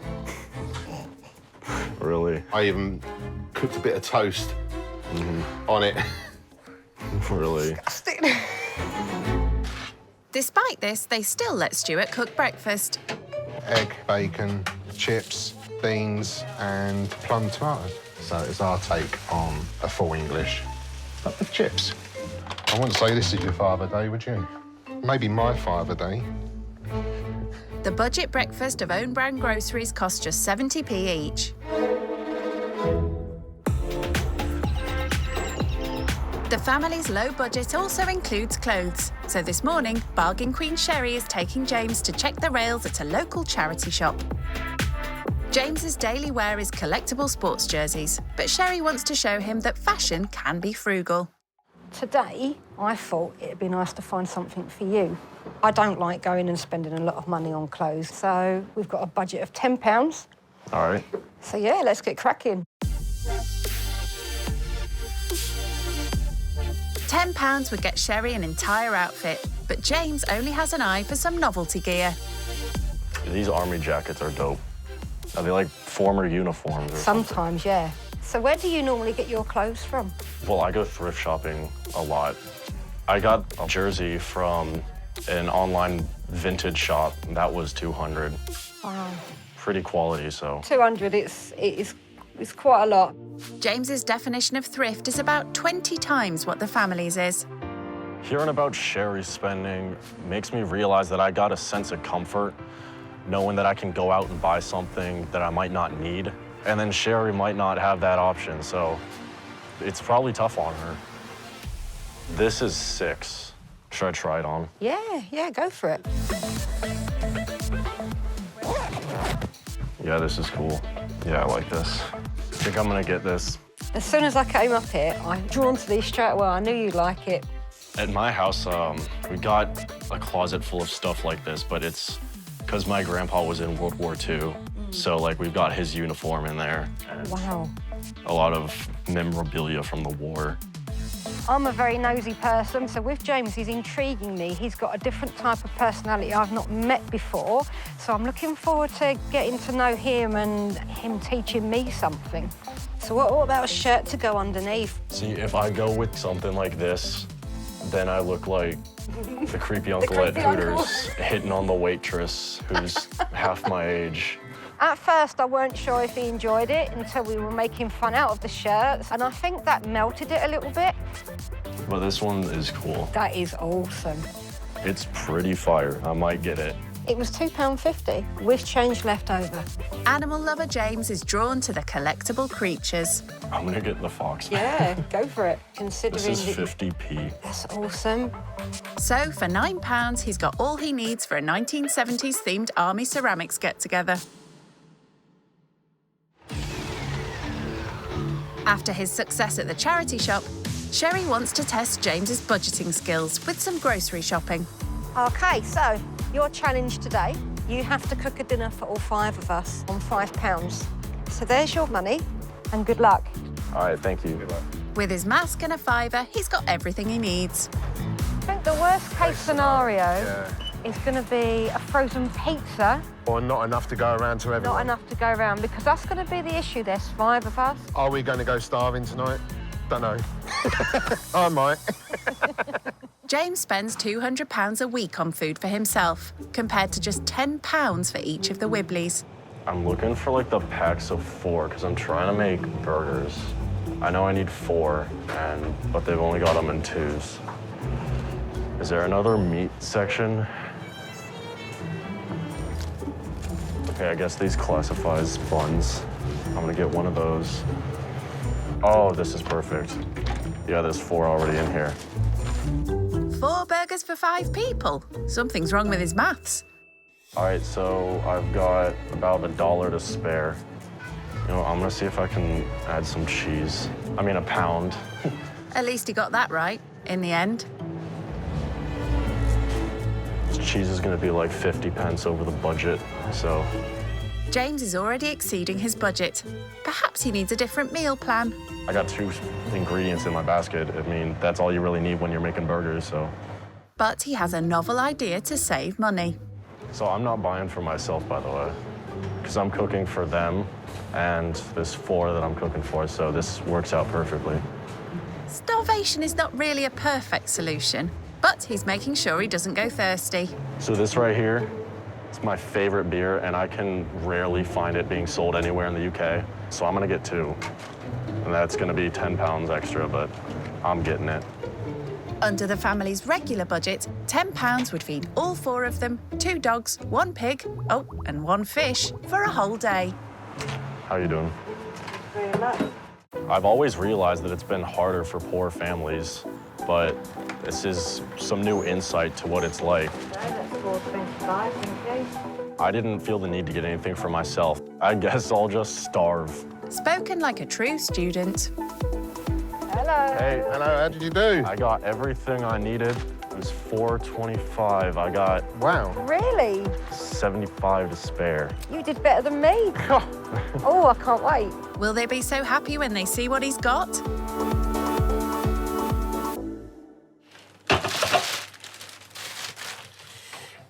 Burgers. Rolls. Lovely. So this is the setup that I got with the 5 pounds you gave me. Right, yeah. And that was the Brilliant. food. And I can make a full dinner with that. Lovely. Yeah. Oh, I was a bit shocked. £5 and 4 burgers for our dinner. I know. Oh, we might have to have a takeaway. How are you going to make a full dinner with that? You know, I just bought these with the intent to cook for just you guys. That just goes to prove he's used to cooking for himself and not a family, and he's more interested in meat, in the protein. Yeah. When I usually have a burger, I usually have lettuce on it and gherkins and cheese as well. If you got any of that here, I can use it. That's not really how this challenge works. Has he seen this show before? But the other option, I mean, you can get pasta for 20 pence and a little bit of mince for £1.50 and a tin of tomatoes and some puree. You could have made a massive spaghetti bolognese out of that. I picked burgers because I used to work in a kitchen, and that was always my favorite thing to make. I just become so familiar with it over the years that it's like second nature to me. You don't have the experience of cooking for a family, you know, so, and it's also trying to find food that's healthy for the family as well when they've got health conditions. Do you see now how hard it is to, like, make £5 go a long way for a family? It can be challenging. You know, this is a classic American meal. That argument isn't holding much water with Sherry. And he's put a lot of thought into it as he wanted to give us an American experience. Yeah. Which I think is really, really sweet. Give him another 10 years when he's got a family, it'd be a lot different. They say charity starts at home. I look forward to it. Right, so I'm going to watch you and see how you do these, see if you do it any differently to me. Do you have cheese, by the way? Yeah. The cheese didn't come out the £5 budget, but we've always got cheese. When I first met James, I mean, straight away I got the impression he wasn't going to give anything without any probing.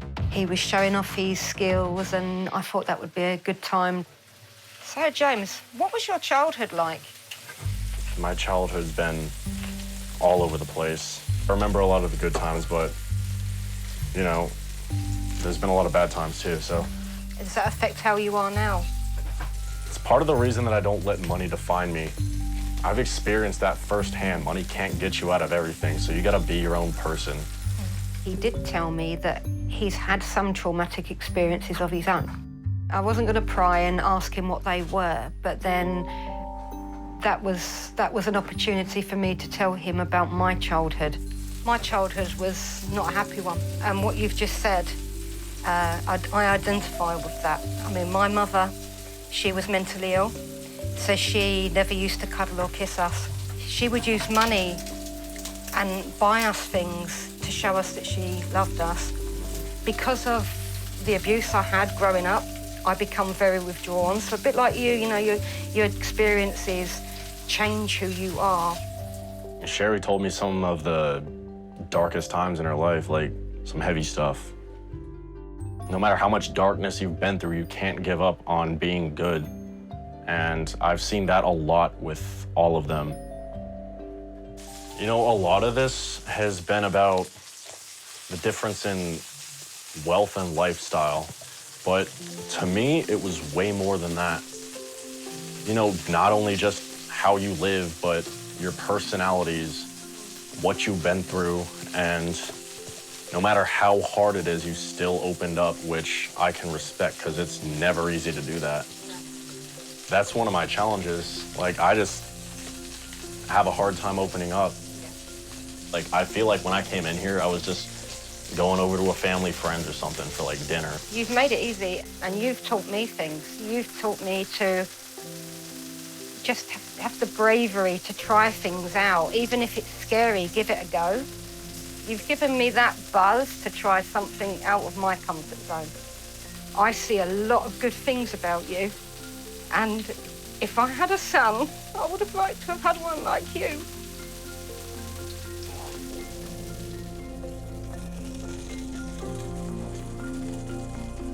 When Sherry said that I was like a son to her in a way, it just made me think of my own mom and like what she thinks of me. And I think she'd be proud of me.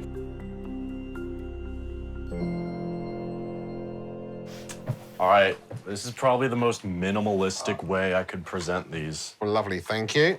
Charlie doesn't eat burgers, so you can have one in the I can end. test for myself. Oh. Thank you. How is it? How much out of 10? 1 billion out of 10. Oh, there you go. You passed. All right. What did you put on it? Nailed it. I put the basil leaves in the pan, so... Basil? The basil leaves. Basil. Basil. Basil. It's American, isn't it? Basil. Yeah. James is cooking. That was divine. Yeah, you like that, didn't I you? loved the burger, yeah. Yeah. Just wish there was more. It's James's turn to get some of his questions answered. So my question that I got for both of you is, what's your end game? What's your goal? I think with me, I love nursing. I've wanted to be a nurse since I was 6, but I had a car accident that left me with a head injury, and then I developed epilepsy, so I can't work full-time.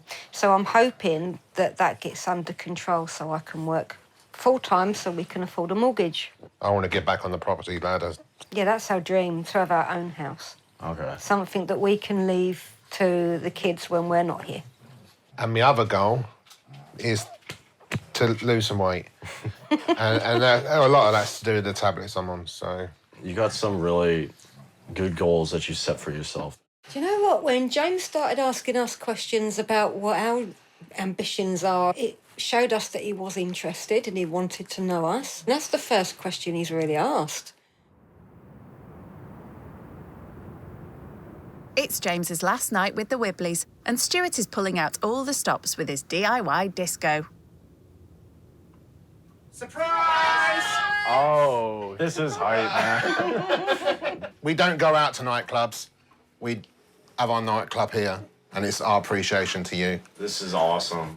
So I came downstairs, and to my surprise, I found out they had a Rager ready. That was hype. James shares his pricey purchases with Stuart. Cheers. James would be hard-pressed to spend the £2,000 he normally spends in this club. Oh, he loves it, don't he? The disco. Yeah, he really enjoyed himself. He even whipped his hat off and put it on Sky's head. I like this kind of environment. This is the type of party that I like. This family right here is a perfect example of why nobody needs money to have a good time. It's just who you're with. That's the main thing.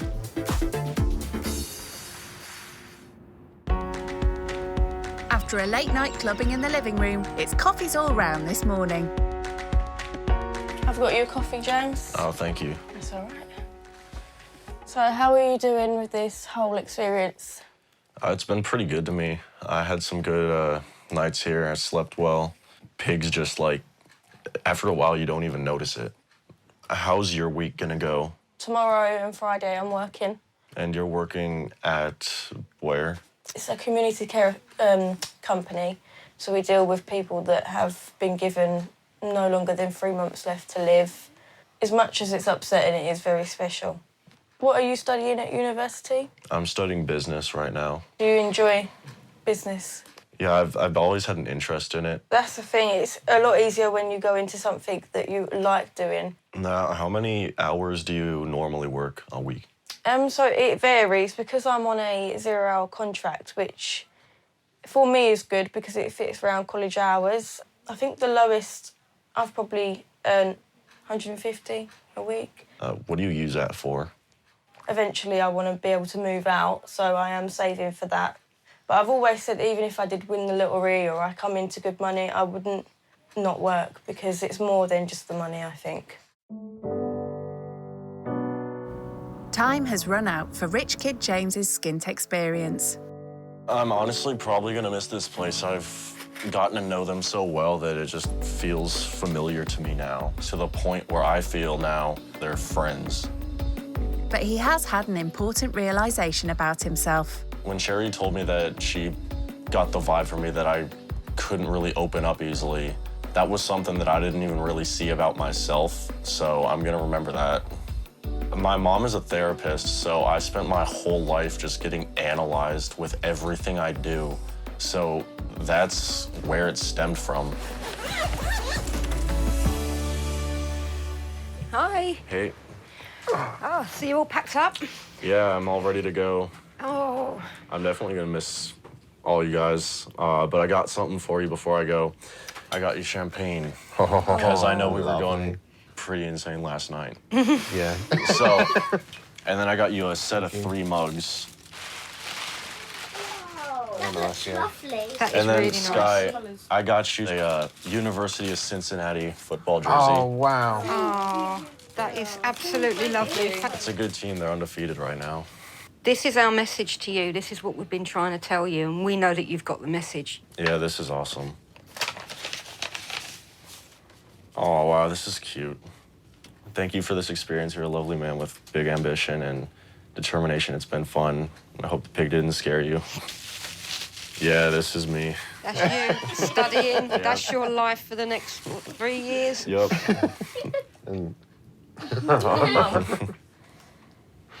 You said you weren't going to cry, baby. You can't help it. We're all the same. Yeah. Just different circumstances, but it doesn't make us any different. Yeah. That is awesome.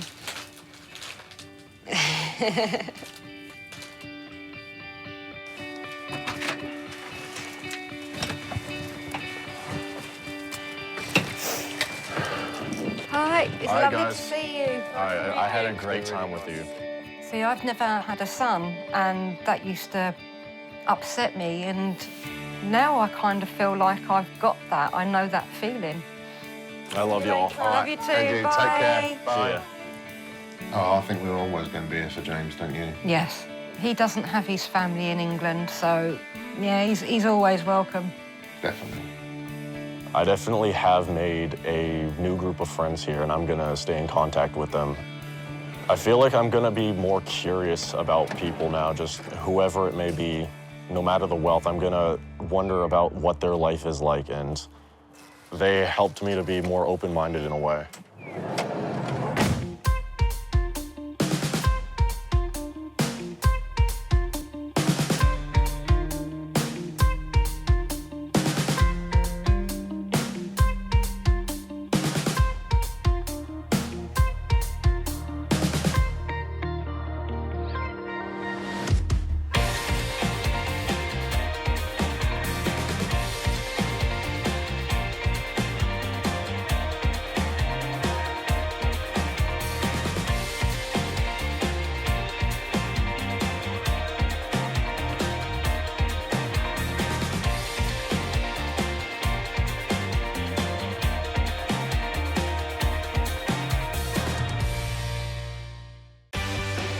More brand new rich kids used to living the high life. I would say I'm privileged. I'm a bit of a princess. I look like a bad bitch in these. Every day's a catwalk. They're about to take a giant leap out of their comfort zone.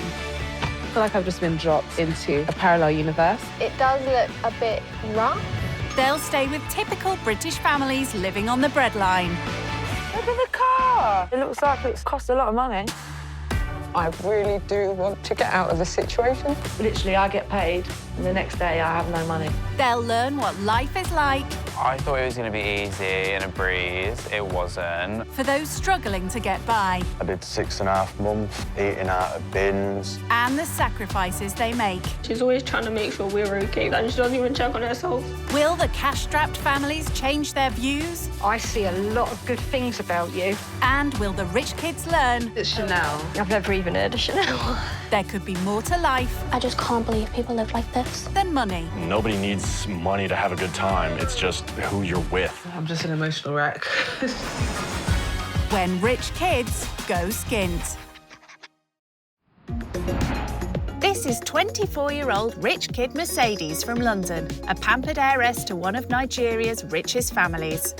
Everything is within reach, and I haven't had to work for it. It's definitely something that I wouldn't want to swap or change. Having sadly lost her dad at the age of 4, engineering student Mercedes and her mum are taken care of financially by her multi-millionaire grandfather. He owns businesses across Nigeria, including medical, engineering and luxury car companies. Because of what my granddad has achieved, I've been able to live a luxury lifestyle. And that's in no small part due to the £1,500 monthly allowance he provides her with. If I do need more, I can just send over an email to my granddad. Within 24 hours, the money's in my account and I'm all good to go. Thanks to her granddad's entrepreneurial success, Mercedes has never had to worry about the $2,000 a month rent on her penthouse apartment, or pay a single bill. It's like electricity or gas, I don't know what it is. I have no clue. I prefer to just receive the money to go shopping. So I like to buy bags. This was 1.1. That's £1,100 to you and me. I haven't got anything that's this shape, and I felt like I had to have it. I feel like I buy at least 2 bags a month, or maybe even 3. A month? Blimey. I'd also like to spend my money on designer shoes and clothes. These were about, I think, around the $8.50 mark. I love these. This set me back about, I'd say about £800 to £900. I feel like when you buy designer, it's a lot more comfortable and it just looks good. Every day's a catwalk. Being super rich means Mercedes doesn't have to bother slaving over a hot stove either. On average, I do spend about $100 on takeouts. That's £100 a day she spends on food delivery apps. I do order breakfast and probably lunch, and I order my dinner because I don't want to cook. Never having to worry about money gives Mercedes the freedom to enjoy her favourite pastimes. I really enjoy art. I find it very relaxing. My dad was an artist, and I'm also fortunate enough to have the talent myself as well. Talented and modest. So why does someone who lives such a carefree lifestyle want to sample what it's like to live skint? Having money on tap, it has made me feel out of touch. So to be thrown in the deep end will be a real eye-opener and something that will be very, I guess, shocking. Mercedes will be living on the breadline with 24-year-old Liam and 21-year-old Caitlin from Doncaster, who sacrifice everything for their 2-year-old daughter, Esme. So it's like we see the money in his bank 1 minute, next minute it's gone. Like, we buzz for payday, and then when you look and you're like, we've actually bought nothing for ourselves. Because we can't, there's no money left.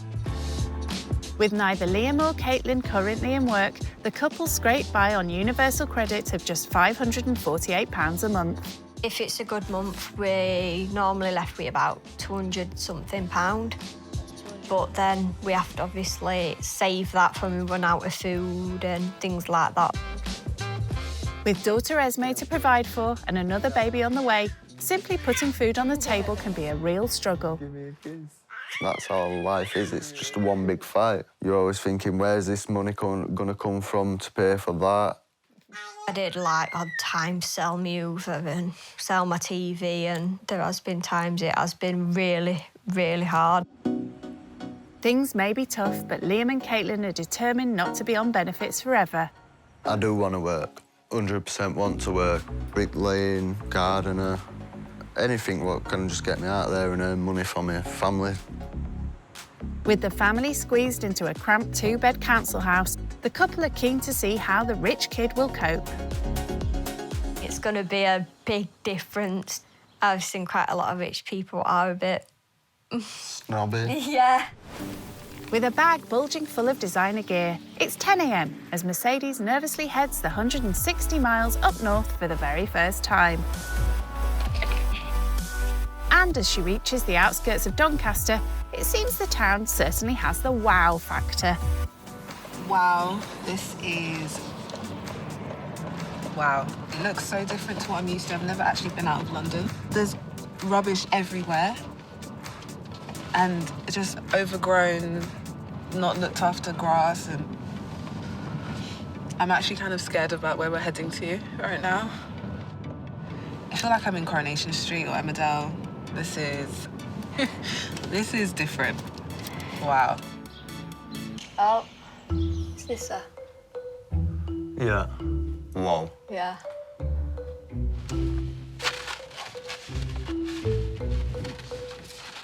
I feel like I've just been dropped into a parallel universe.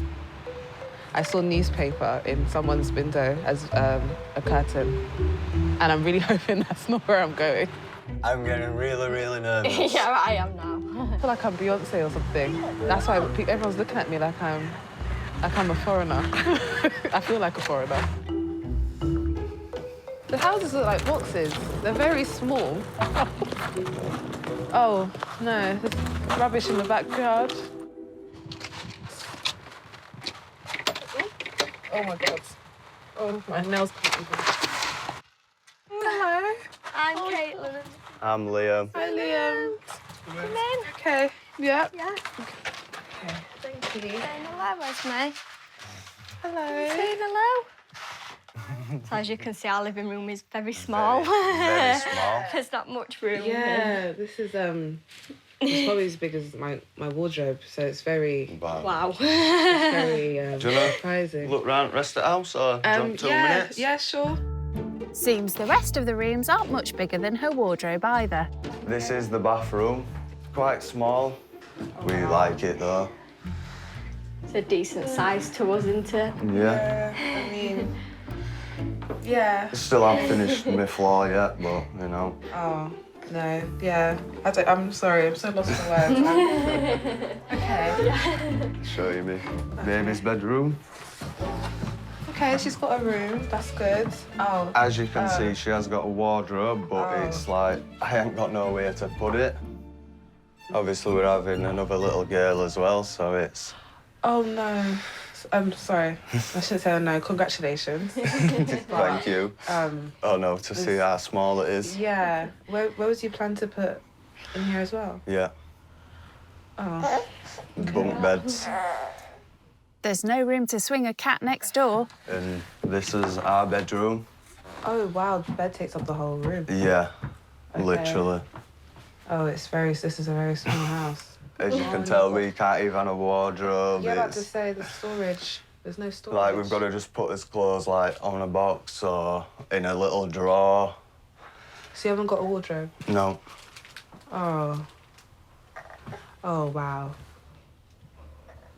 I've got a lot more space. I've got like a vanity area Yeah. so I can do makeup and stuff, and then I've noticed there's no mirrors. No. just thinking how We've got one little mirror. We'll put that in the bathroom for you to Yeah, I use. do normally put it. Yeah, I've got a floor-length mirror, and I'm just thinking, how? Yeah, we couldn't have bless. anything like that anywhere.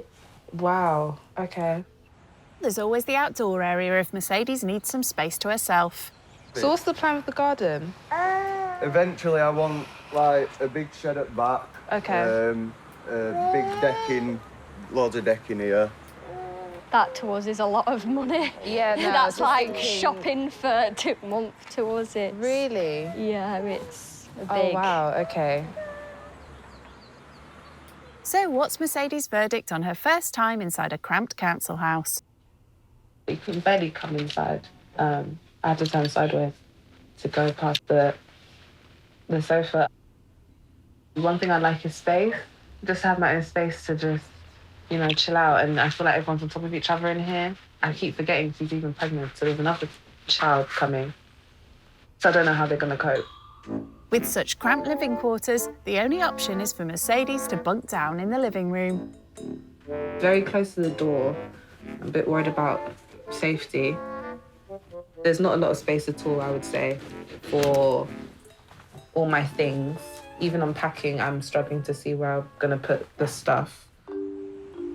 She might also struggle with what's on the menu for lunch.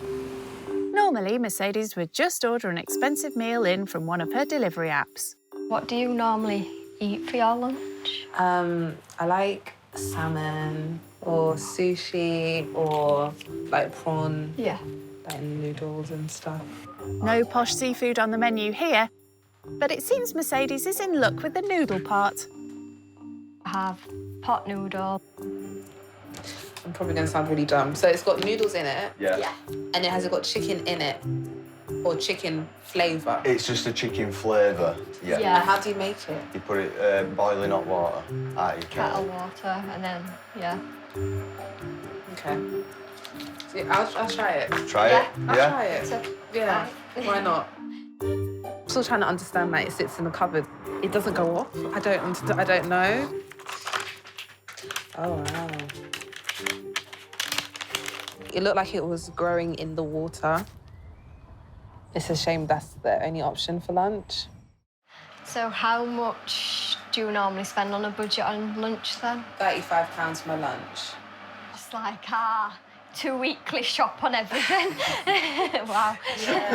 Yeah, it's because I like a lot of stuff freshly made, because that's why I'm a bit scared of that, because obviously it's already made. It's very rare we have anything Fresh. Really? We normally buy freezer veg and things like. Okay. Do you ever worry about what's in, like, you're eating in terms of what could be inside, or? I'll eat literally anything except from fish. Yeah, I'm not a big... You don't like fish? None of us like fish at all. Really? At just £1 a pot, instant noodles are an incredible 35 times cheaper than Mercedes' daily lunch allowance. Doesn't look like the noodles I have. Noodles is usually like long. Yeah. You know what I mean? So it's just okay.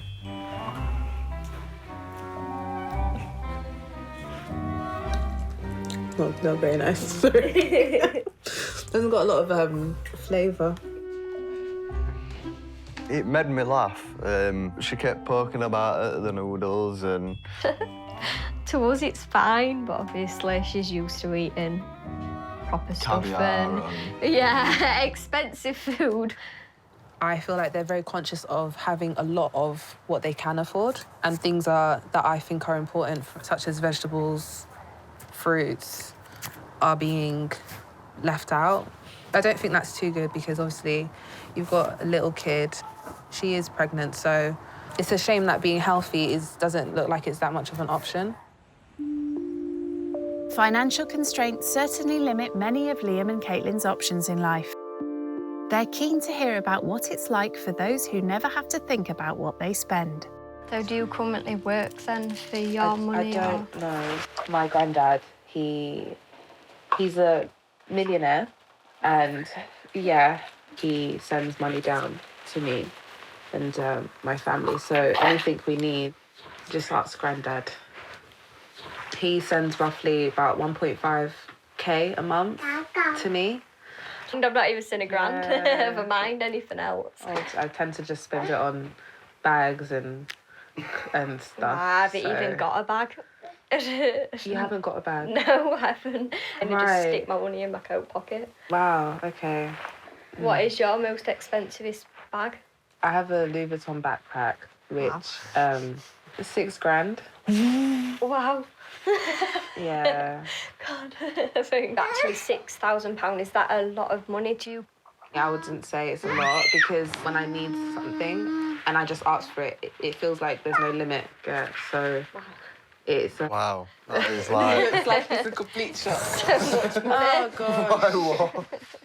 So she just emails her granddad for like, what, £6,000 for a bag? It's like, wow. I wonder what it'd actually be like for her to pay her own bills and... Not ask her granddad for money and pay all the bills herself. How much was that? It's 3.5. Just for that. Yeah. It doesn't actually look Yeah, like that expensive. No, like it's because it's Chanel. It's I've never even heard of Chanel. I don't know what Chanel is. You don't know Chanel? No, I don't. I've heard of like Gucci, but I've never heard of like Chanel or... Oh my God. Like, what did you say? Louis Vuitton? Yeah, I've never heard of Heard of that. Do you guys have luxury shops? Because obviously in London we have Selfridges. I don't know. Do you guys We've have got shops like... A few, but we've never been in. JD and... Yeah, that's like our luxury. Like JD. They don't know what Chanel is, Fendi, Louis Vuitton. Like, these are household names. Everyone knows them. I'm just shocked. We're just not topped up on clothes or things like that, are we? Yeah. From us Universal Credit, we could have the last 20 quid and... Universal? Credit. That's benefits of the government. Okay. So that last bit of money, what we've got spare, we'll put it on her. We get about £548 a month. Pardon? And £540 a month? Yeah. Yeah. For everything? Yeah. Literally everything. Okay. I bet that's a bit. Yeah, that That's a big difference. Wow, okay. We manage on it, don't we? It's a struggle, but normally we spend about £100 on shopping a month. Okay. But we've learnt to deal with that. Sometimes we do get anxious and depressed and upset over it. Sometimes I've gone a full day and a night without out to eat. Nothing to eat? No. That is so bad. The fact that they go hungry, don't even eat for a day. I'm gonna get emotional again. And then I'm here eating, 3 times a day, ordering in, spending up to about £120 on food. And that's a day. And then they're having to budget £500 for a month. I think it's very unfair. Oh, God. How old are you? 21. It's sad because I'm just thinking about when I was 21. I just can't imagine how I would have handled all of this. Even though I'm older, you're a lot more mature than me. That's what it is, because you're actually handling all of this at the age of 21. Oh, we get there, don't we, Esme? She has a whole life ahead of her, but she's having to deal with these stresses. 21, as a baby, I've at 21, what was I doing? Partying. Still am, going to all the nice fancy bars, restaurants, and she's having to worry about if they can feed the kid. It's really hit home. I'm just an emotional wreck. 1, 2. She just thinks the world is so easy in her eyes, and now she's looking at us, she's thinking, wow, there is 2 different worlds kind of thing. Give her a bit of a shock, I think.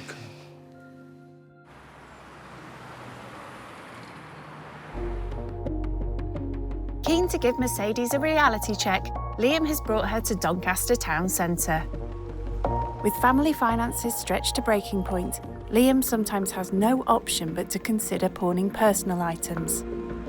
When we were going to go and test the waters to see how much we can get for these 2 bracelets. So you give your stuff? Yeah. So have you ever given something that you obviously don't want to get rid of? Yeah, like phones. So we got like £55 for that. Okay. That went basically on normal general shopping. And then that's the phone? Gone.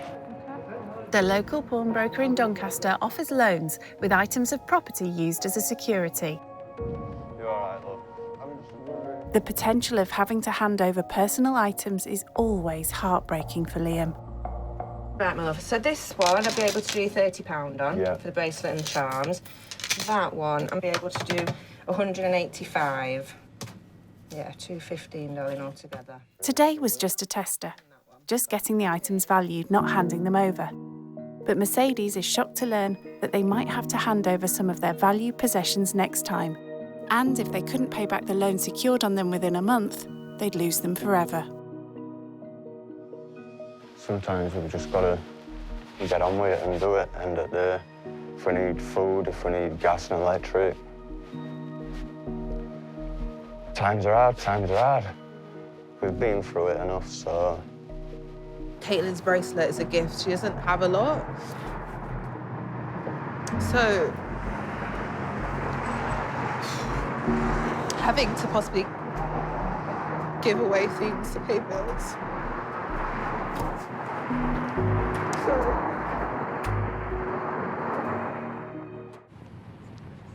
The couple's situation may be desperate, but it's nothing compared to what Liam went through during his teenage years. When I was 13 years old, I couldn't get no money at the time, not old enough to go on job seekers or anything like that. And there's a shop just round the corner.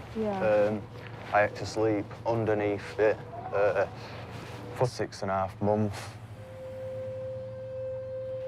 This here, this door never used to be here. It used to be just like a walkway in, and that's where I spent most of my time. I did 6.5 months behind here, eating out of bins. I got something called athlete's foot, and that turned into trench foot. At 13? Yeah. Wow. Sometimes I used to wait on a Friday night where all clubs are around there. Yeah. And I used to sit outside clubs begging for money. Wow. Something I would never want anybody to go through. No. Having to go into bins to find food. I can't even imagine.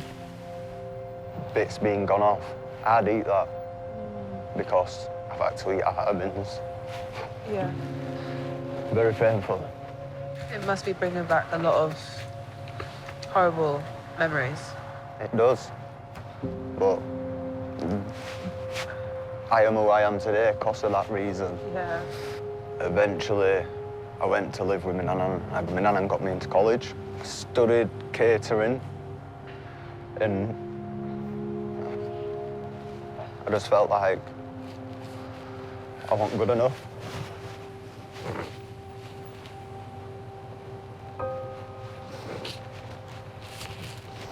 I left that, basically grew on my own 2 feet. Can't read much now, can't write very well. I'm very, very dyslexic, so that stops me from getting plenty of jobs. It stopped me from driving, stopped me from actually working sometimes.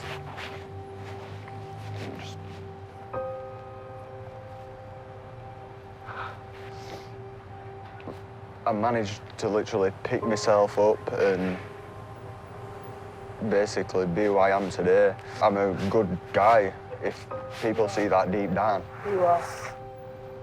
The more that you've gone through, you're still so positive.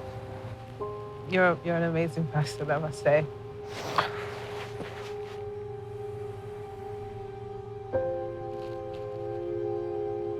This is so hard.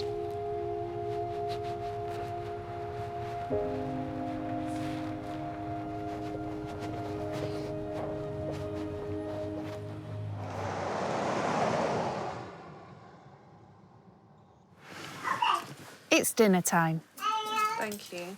And hearing about all that Liam went through as a teenager seems to have given Mercedes a new perspective on things. Do you know what? Chicken nuggets aren't bad. Not bad. I can't complain. Better than the pot noodle. It's a lot better than the instant noodles. 13. I'm still trying to wrap my head around it. And I can't imagine what I would have done in that situation if I was 13.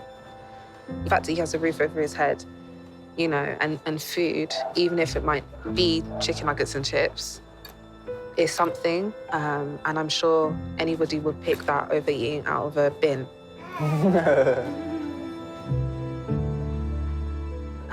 It makes the things that I care about seem so small. And there's a bigger picture. There's so much more to life. After an emotional day, everyone's ready for bed by 10 p.m. Good night, Mercedes. Good night. Everyone apart from little Bo Peep, that is, who is getting to grips with spending a night on the sofa. I feel very restricted because it's not a lot of space, but... And this isn't the thickest cover to have. Oh. I can't imagine getting a good night's sleep with the baby crying throughout the night, if that's the case. She might have a bit of a rough night, but I'm sure she'll get her head down. She ain't got a choice, so she'll get tired at some point to fall asleep. Let's hope so. Liam and Caitlin have a big day planned for Mercedes tomorrow. Shown her how we live today, so it's her. I want her to do it tomorrow. To show us. What she's learned from us.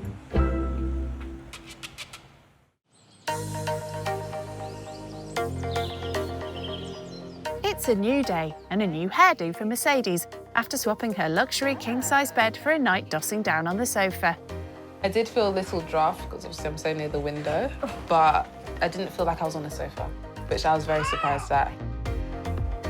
Caitlin is very surprised at how long it takes her guest to get ready in the morning. It can be 2 hours on makeup. I don't know if it's to do with the fact I like doing art, so my face is like I'm painting on my face, but no, I do enjoy doing makeup. Do you? You don't? I don't really wear much makeup, no, not much. When you're a mum, you haven't got that time to do all of that, you know? Yeah. I'm having some breakfast. I'll actually just copy everything I'm doing. With 2-year-old Esme to care for, Caitlin doesn't have much time for grocery shopping either. Yeah. Yeah. There you go. Well done. Keen to make the most of the extra pair of hands, she wants Mercedes to buy the ingredients for tonight's dinner. But it's a far cry from the limitless shopping budget this big spender's used to working with. There's £6 here. That's £6. Yeah, that's more than our budget quite a lot of the times. Oh wow, okay. So here you go. I will deliver a tasty meal. I will.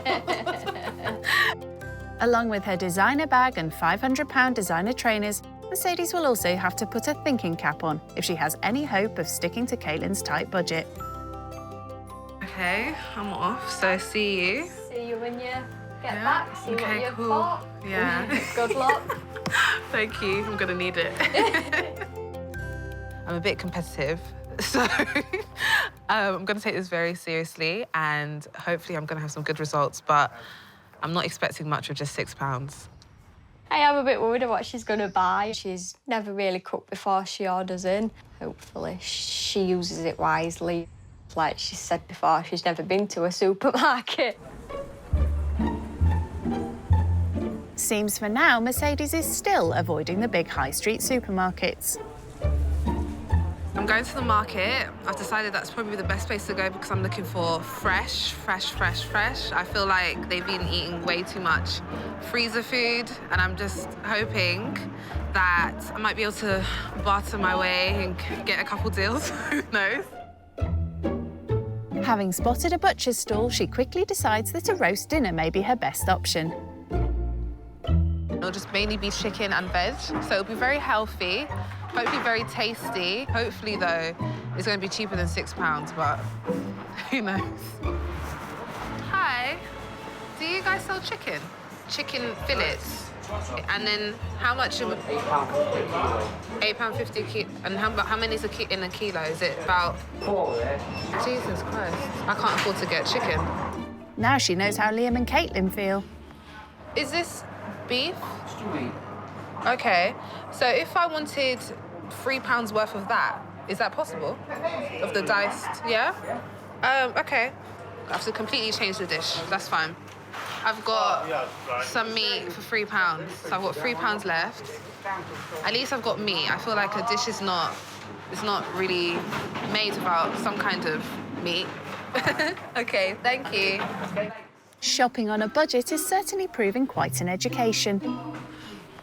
Chicken's expensive, which is really shocking. I thought it would be more in the cheaper end. Now I'm just gonna find vegetables and, I don't know, maybe some rice and pasta. We'll see. We'll see.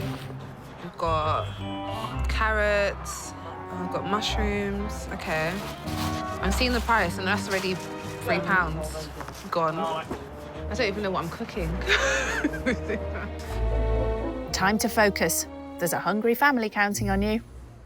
Do you know what? I'll just get the onion. An onion, yeah. Do you have garlic? Yeah. Garlic. Thank you. Thanks. Right, put back, yeah. Good luck to you and enjoy yourself in South Yorkshire. Thank you. Bye. With just enough left over for rice and some tinned tomatoes from a nearby wholesaler. Oh, that is so small. £1.18, my love. Mercedes is just hoping she has enough ingredients to liven up the family's taste buds with a freshly cooked meal. See you. See you later. Today was a huge challenge. Huge challenge. A lot of the stuff that I was gravitating towards, I was actually way out of the budget. It's 5 p.m.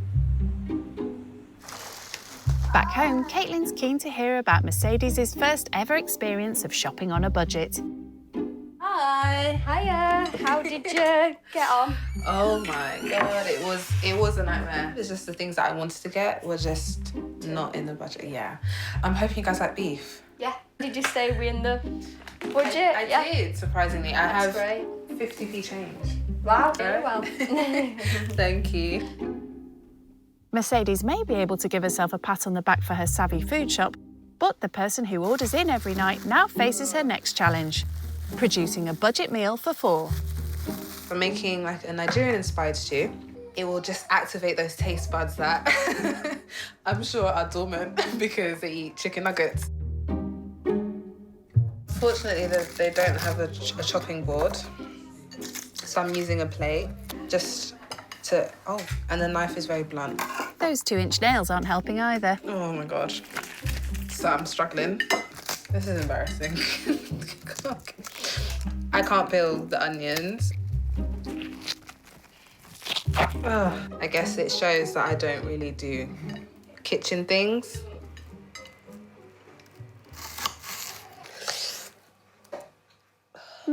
That's becoming more apparent by the minute. I'm trying to adjust the temperature, but I don't know. It's not, I don't know if it's hot or if it's...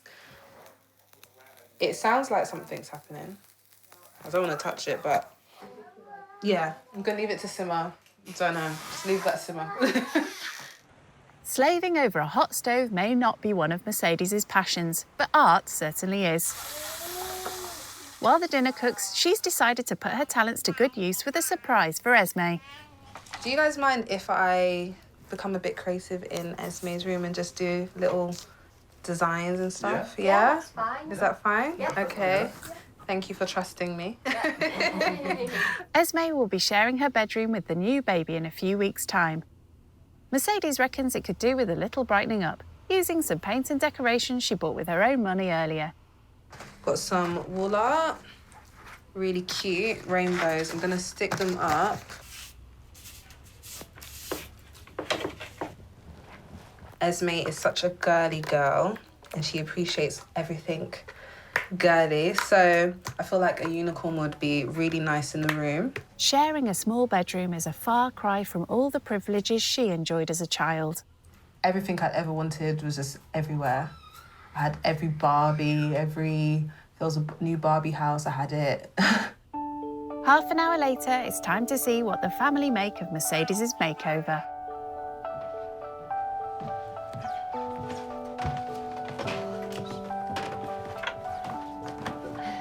And here we have it. Oh, wow, that's really nice. Wow, have you seen look? You're pretty warm. You like it? I think you like the colours, don't you? Thank you so much. You're welcome. It's all right. You're welcome. She scored top marks from Esme. Food is ready. As fancy as... Let's hope Liam and Caitlin are equally impressed with the £6 Nigerian-inspired stew that Mercedes is serving up for dinner. That is actually really nice. Is it? I've never tasted the flavour before. It is nice. It's like, wow. Guys, Literally, it's like, wow. You've done a really good job. £6. Sorry. I literally wasn't expecting this. That is why I'm so surprised. Because I waste money. I waste money. So do you reckon you'll actually start cooking for Mate, do you yourself know, maybe now? see you guys' responses and even me eating this, I'm actually surprised. Because I feel like I would be able to order this, but I'll be charged a lot more. So Yeah. £6, I'm shocked. I'm really shocked. You defo need to start making this. Don't worry, I'll give you the recipe.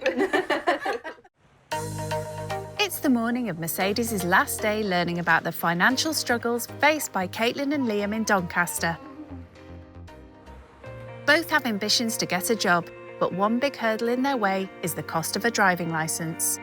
You've got all of your lessons to pay, which is £22 a lesson. You've got to do about 10 to 15 of them. Yeah. So when you work that out, it's a lot of money, and then it's your car to buy, your insurance to buy, your tax to buy. Yeah. It is just one. But it would make your lives easier Yeah, if it would someone was driving. Yeah, 100% it would. It's crazy. I didn't realise that ambition was also a luxury. To be ambitious, you're striving for the best for yourself.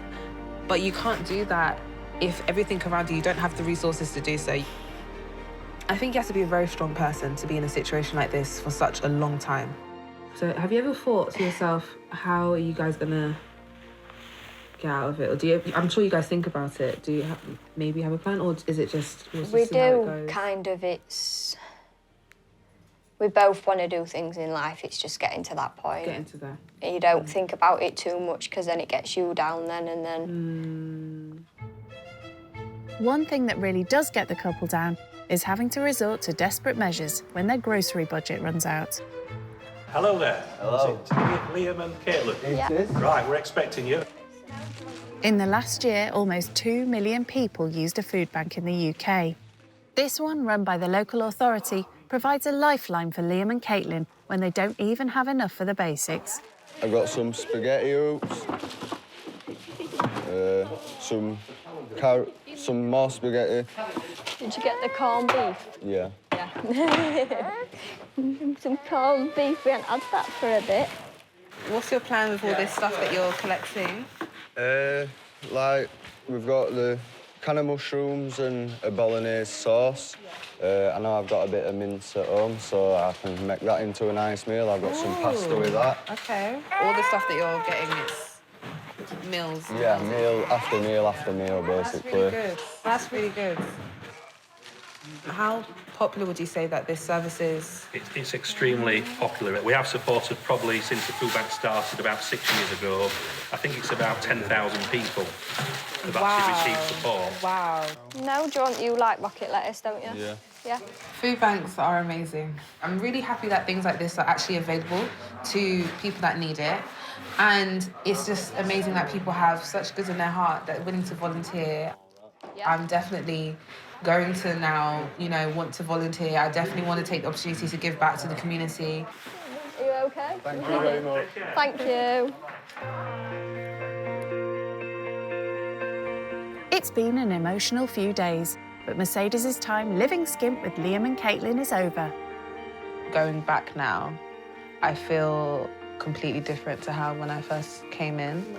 And you guys have shown me there's way more to life than, superficial goods or whatever it is that I might, be interested in. And just, seeing the joy that you guys have with Esme and stuff. So it's definitely made me appreciate things that I might have overlooked before, 100%. Before she heads back to London, Mercedes has a couple of parting gifts for the family. For little Esme, I just got her some books. Hopefully you guys can obviously read them to her. Do you want to see them? Oh, here you go. You got two? Yes. And this is a small token and hopefully it can help with future. Can you grab that one? Thank you. Gift voucher. Enjoy 8 hours of driving plus a theory test. Oh, I feel like crying now. It's so nice. Oh, wow, thank you so much. It really means a lot. Yeah. Oh, God, I just want to cry now. I am crying. I hope that is... Wow, no one's ever actually done anything like that. I don't even know what to say. Oh, wow. You're Thank welcome. you. It's okay. And I do wish you guys all the best. You're amazing people. you very much. Yeah? You too. No, Thank you're you welcome. so much. You're welcome. Thank you. You're more than welcome. Bye. Thank you. Bye. Meeting Mercedes were wonderful. To be honest, I thought she was going to be a bit stuck up when I first seen her, but she's nothing like that. She really understands how we live. Yeah. As much as I've been blessed, I feel like I haven't actually taken a step back just to kind of realise what I have and just how different everything could be. So this has been amazing and I feel like I really needed this. I'm very happy I've done this.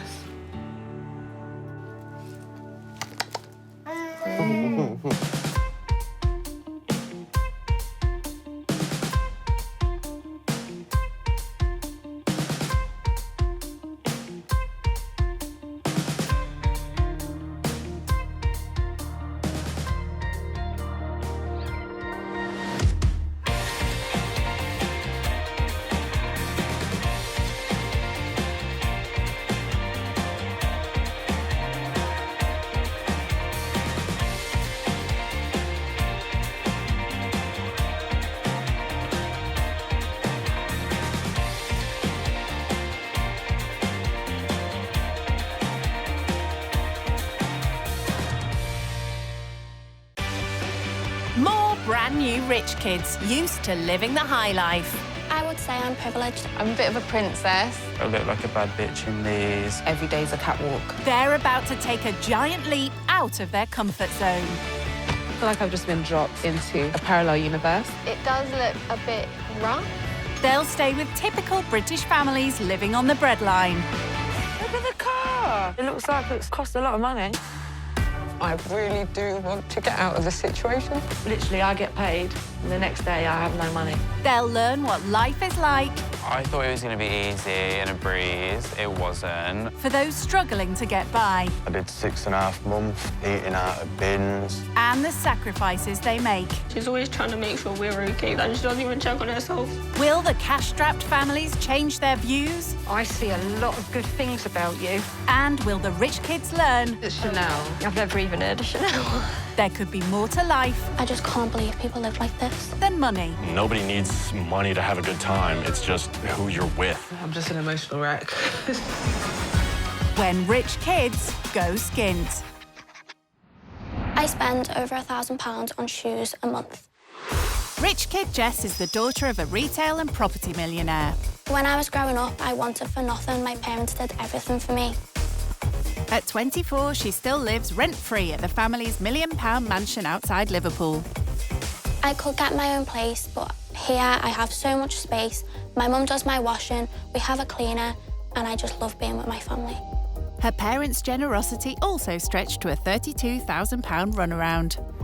For my 21st birthday, my parents gave me a brand new Range Rover Evoque. After dropping out of college, Jess got a job as a beautician, but within months she got a chance to establish her own salon. I set the business up with only a few £100s, and it's turned out very successful.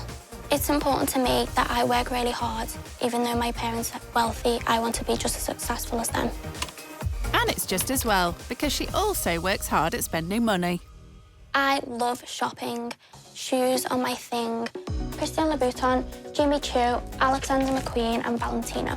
These are the first pair of designer shoes I ever bought. I always wanted a pair of Christian Louboutins because of the red sole, and you always see celebrities wear them. They cost me £595. These are YSL. These cost about £700.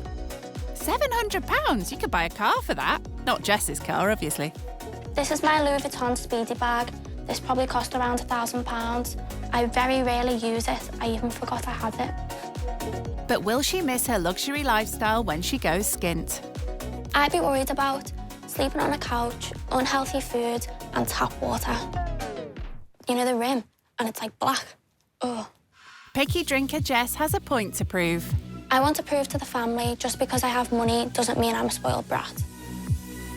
So will this beauty queen get her tresses in a twist, staying with the Yorloye family? 40-year-old Gemma, her husband Yinka, and their 2-year-old son Matthew.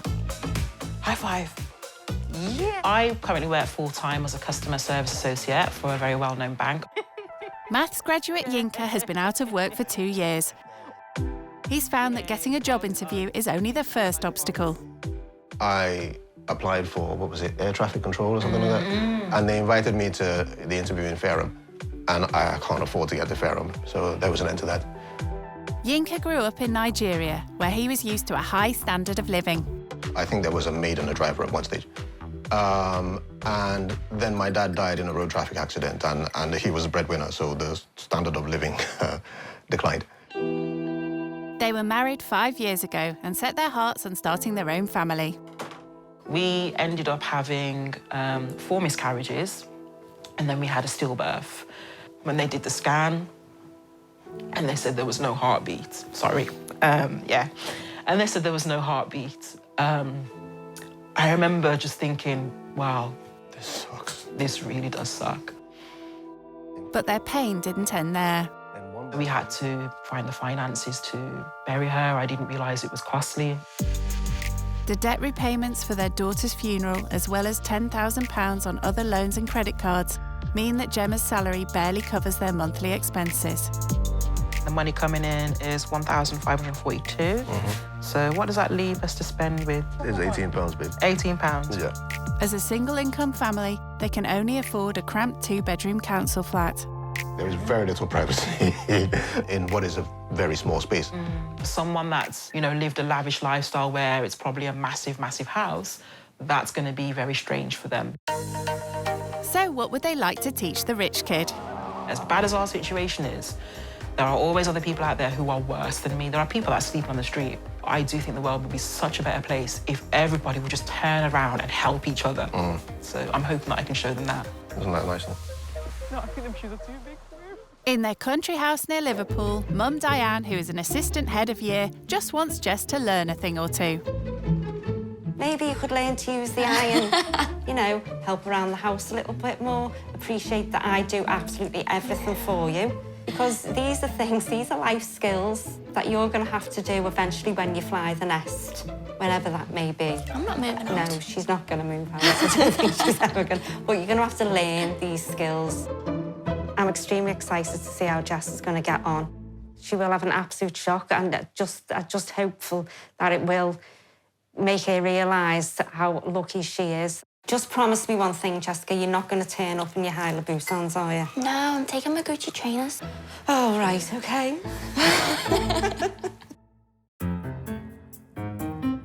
Well, liverbird Jess is preparing to fly the nest. How will she cope without her mum? Usually my mum would help me pack, but I'm going to do it on my own. She's starting with the essentials, like her £615 Gucci trainers. I wish I could take my 2 dogs with me, but I'm taking this cushion as a home comfort. It's got my 2 little dogs on the front of it. Fair enough. I don't think she'd fit her actual dogs in there. 100 miles away in Birmingham, the Yorloyes have questions for the rich kid. I'd like to know if they have any hopes and dreams, actually. When I was in primary school and secondary school, teachers would ask me, what do you want to do when you grow up? I want to be rich. I'm already rich. To inherit my daddy's money. Stop it. Stop it. I don't know. I get my dry humour. Well, we'll find out. We'll rub them up the wrong way and see what happens. The UK's second city is giving Jess a frosty reception. We're in Birmingham and it's a big city. It's very different to where I'm from. There's lots of houses close together. I'm used to quiet countryside. We're trying to spot someone who is rich. Spot the rich people. Rich. No, they'll stand out in this neighbourhood. Will they spot Jess's £700 designer puffer? I think they live in this block of flats. It looks very bleak. I hope there's not a lot of people living in one tiny space. I'm really nervous now. Her parents' country mansion is a far cry from this city centre council block. It might be chilly outside, but will the Yorloyes give her a warm welcome?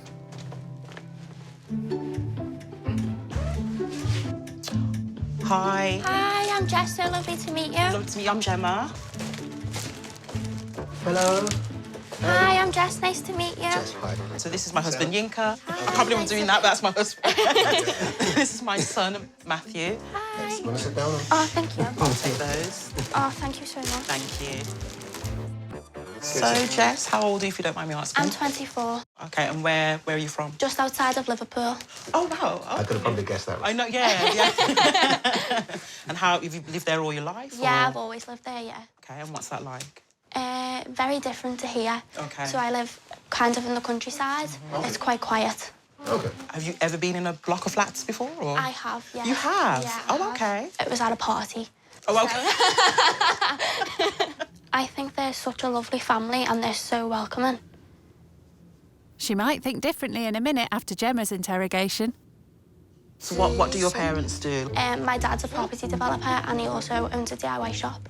OK, that's good. So what are you doing now with yourself? Are you in college, or...? I own a salon. I'm self-employed. Oh, nice. Well done, you. Oh, thank you. Wow, no, that's really good. So in terms of, like, where you live, like, what sort of property, what type of property is So it? we live in a 5-bedroomed house with a swimming pool. Phew! Gemma needs to sit down after hearing about the swimming pool. Proper gentleman. You have a garden? Yeah, so our garden's quite big, but at the side of it, there's like a building attached to our house and that's got a swimming pool in it. Oh, nice. Yeah. OK. Yeah. I don't think I could ever move out yet because I love being with them as much. They'd be surprised that I said that, but I do love being with them. So she loves her home, but what will she think of the Yorloyes? Their flat isn't much bigger than Jess's swimming pool, so this won't take long. Oh, so this is their room. Oh, the little boy sleeps with them, that's sweet. My room is so much bigger than in here. And I've got big wardrobes for all my stuff, so it's quite neat and tidy, but they haven't got that. And there's wallpaper peeling off the wall. This is completely an utter different world to where I live. I just can't believe people live like this. Gemma's also realising they come from very different worlds. She doesn't have the responsibilities that, you know, we have in here. Whatever she gets, that's kind of hers. Whereas for us, it's like the money that comes in, okay, so rent's paid, council tax paid. She doesn't have to worry about that. Oh my God. There's just stuff everywhere. If I was coming to live here, I'd get rid of everything, sell it, start again. And I think what I really, really like is the fact that she's got her own business. Yeah. So she's clearly highly motivated. Yeah. I did have that misconception of Like a mommy and daddy's mom. Right, You know, mommy and daddy's Bank of mom and dad, yeah. There's not much space for this stuff at all. It's quite cramped. I immediately feel so grateful for the things I have and where I live compared to here. Toilet's tiny, needs a bit of TLC. I feel so sorry for them that they have to live here. If my dad said to me, "You've got to come and live here now," I think I'd cry. She's only just arrived. How will she get through the rest of her trip? Bless you. So... How did you find that then? It's a lot smaller than where I live. But do you know what? It's so warm in here. It makes it really cosy. What kind of stood out for you? Your shower room is very small, isn't it? It's How tiny. big is the shower room where you live? So we have 5 bathrooms. Awkward. Time to change the subject. I like the coat. Thank you. Where's it from? It's a Montclair coat. It was around £700. £700 is a lot for a coat. I'm trying to be polite about it.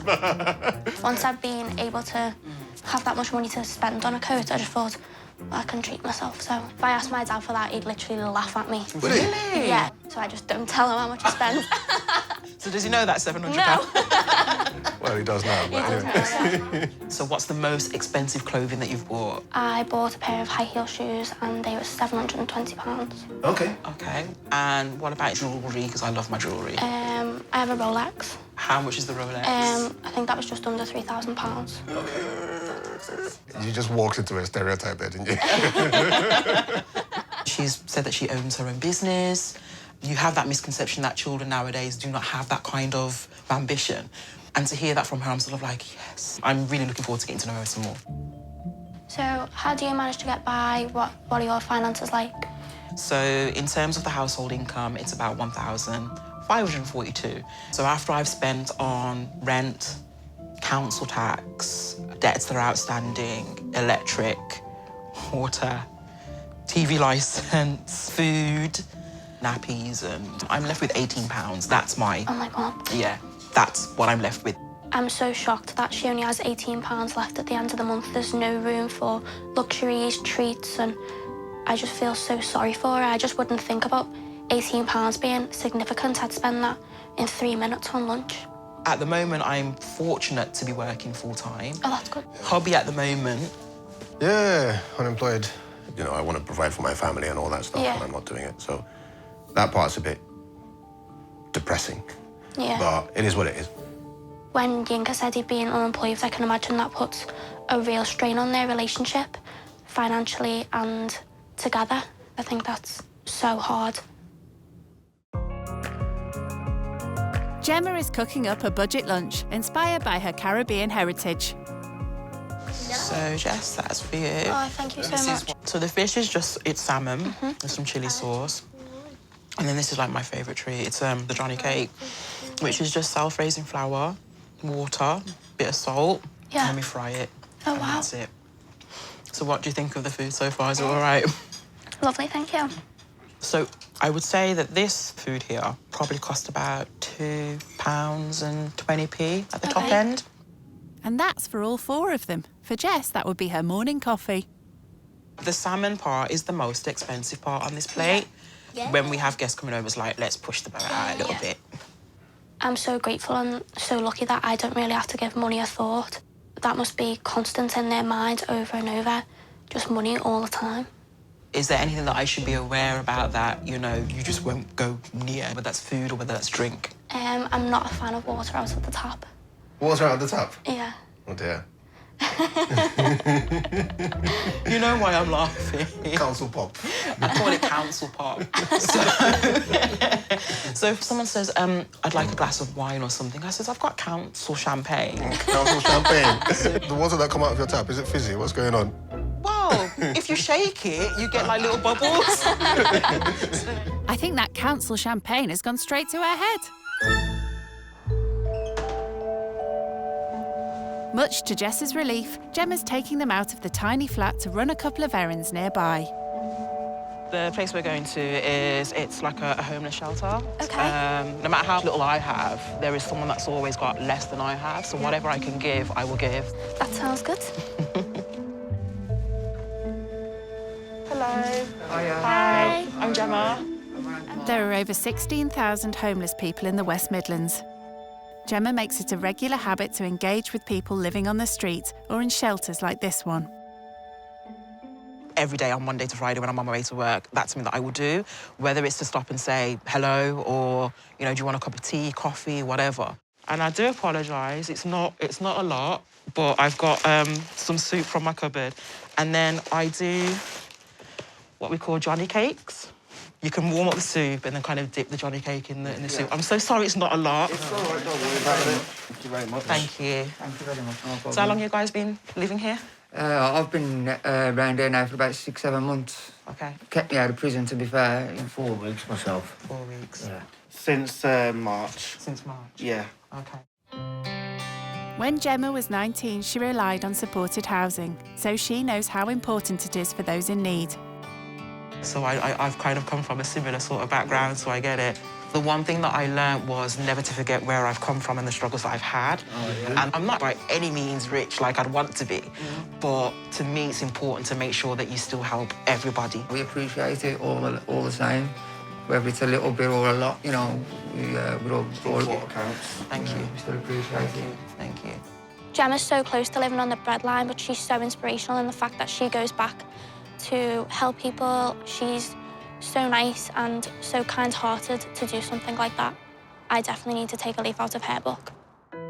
At the moment, Jess and myself are kind of taking part in an exchange and kind of hoping that I can show Jess the lifestyle that I have. I've come from a privileged background and I've never been in your position before, but I think we've learned, in a short amount of time, we've learned a lot from each other already. You yourself, do you come from like a rich family? Yeah. Yeah, that's what you mean by privileged. Yeah. Yeah. I mean, some people have got it, ain't they? And some people ain't, you know. I think for me, it's important to show that we are still the same. Yeah, of course. Do you know what I mean? Yeah. It's just the circumstances that make us different.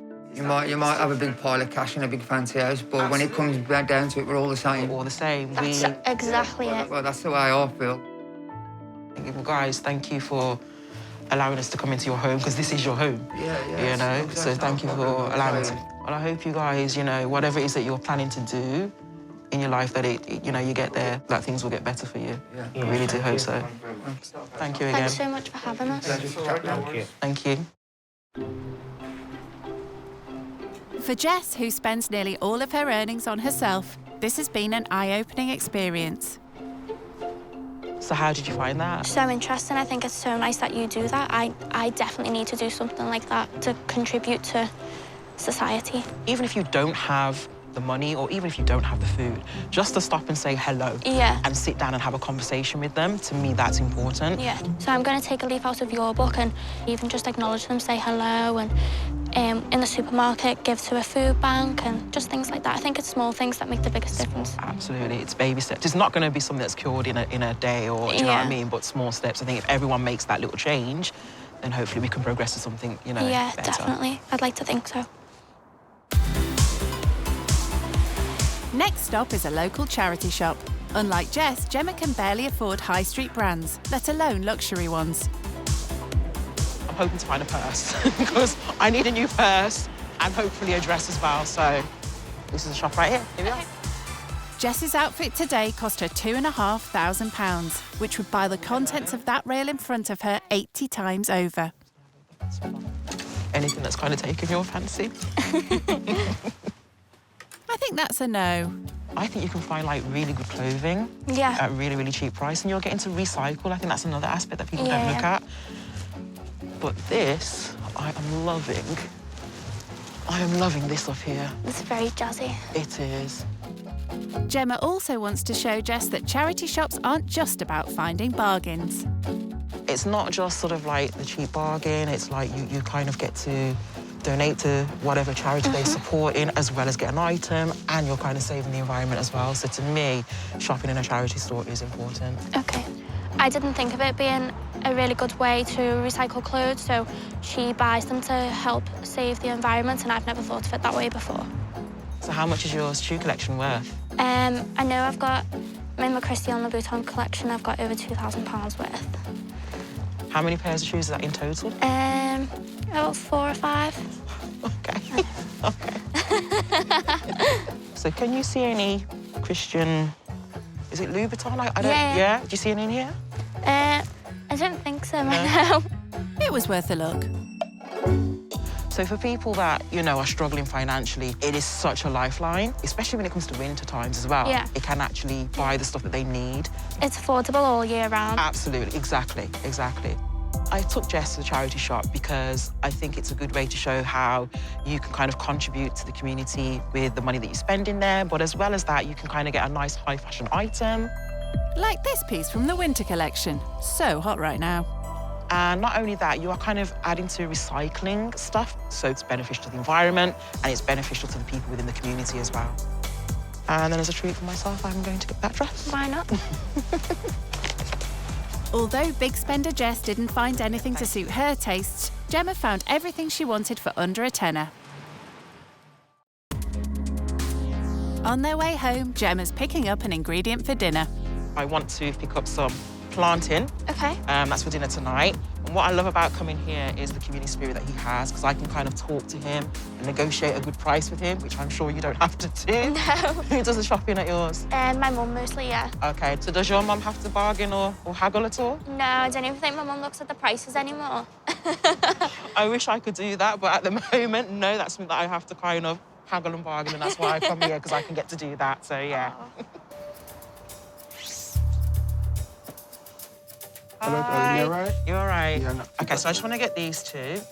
How much is that going to be? It's £1.20. Can I get it for £1? Jess has never had to haggle over 20p. Yeah, no problem. Nice one. No Thank problem, you. darling. Thank you. See ya. Okay then. Okay then, bye. With their final ingredient in hand, it's time to head home to the boys. You okay? Right, so I've done the plantain that we bought from the shop. That's nicely fried, and it's some rice and peas. Gemma doesn't just shop for one-off discounts. She also budgets for the long term. What I tend to do is I buy in bulk to save up on pennies. It's a little bit cheaper than buying in the smaller sizes, and it lasts longer. So I'll give you an example. Wow. So that's one item that will last for like months and months on end. Okay. So, and that, I think this was about £16, I think. That's not bad, is it? So some people might Not bad considering that would be one night's takeaway for Jess. So if you were going to eat out, what's an expensive meal for you? So when I eat out, like with my friends or anything like that, I can spend up to £100. Wow. I know. Do you cook? I can cook. Okay. I just choose not to. Okay. What can you cook? I can cook stir fry. Okay. I can make katsu curry. Okay. I can cook pasta. Okay. I might have to ask if you can cook for us at some point. That'll be nice. Hope I don't give you food poisoning. At least dinner is safe in Gemma's hands. For what we're about to receive, may the Lord make us truly thankful. In Jesus' name, amen. Amen. Amen. That's it. Amen. And Good boy. thank you. Good job. So how did you find the plantain? I like it, yeah. Yeah? Did you go to uni? I did. I've done media and communication, specialising in radio at uni. Oh, wow. Yeah. Did that when I was in my 30s. I'm kind of hoping that I can set up a radio station that other talent that I've come across in Birmingham can kind of come into that place and actually use the facilities. Because I've seen so much talent that's just kind of going to waste, so I'm kind of hoping to set up a business that can utilise that.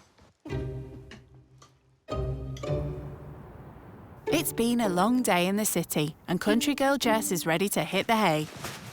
I'm just worried that I'm not going to sleep because it's an unusual environment. And that I can't get this out. Where's Mum when you need her? Meeting Jess, it's been really good, actually. I've really enjoyed her company. She seems like a really down-to-earth type of person. Except when it comes to beds. So, I've never slept on a sofa. I've never really slept in a sleeping bag before. I'm in a big city that I've never really been to before either. I'm nervous that I'm not going to sleep tonight, and that will affect my day tomorrow. Maybe a call with Mum will make her feel more at home. Hi, okay. How are you? You're okay? Yeah, it's very different. So what about sleeping? So I'm sleeping on the sofa. Okay. The couch is only thin, so I think I'm going to fall off when I roll over. You probably will fall off, though. I know. So what's been the hardest thing that you've done so far? Probably seeing how they live and where they live. It's very small and I have to stay here, and it's just so different to what I'm used to, isn't it? I really do appreciate our house more than ever. Good. I'm glad you do, and I'm glad the experience has, it's opened your eyes a little bit, really, hasn't it? Yeah, I haven't even been here a day yet, and I already know how lucky I am. I'm glad. I'm glad you're all right, though. Yeah, I'm fine. I love you, Mum. I'll see you tomorrow. All right, then. Take care, lovely. Okay, lovely. Bye. Love you, bye.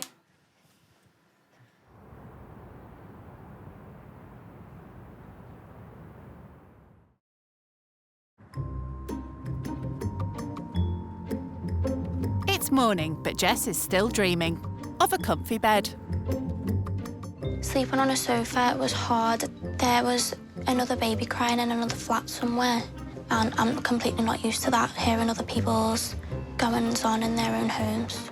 So I've only been here one day. They've lived here for like 18 years. I just don't think I'd be able to live in such a small space. I'd find it really hard.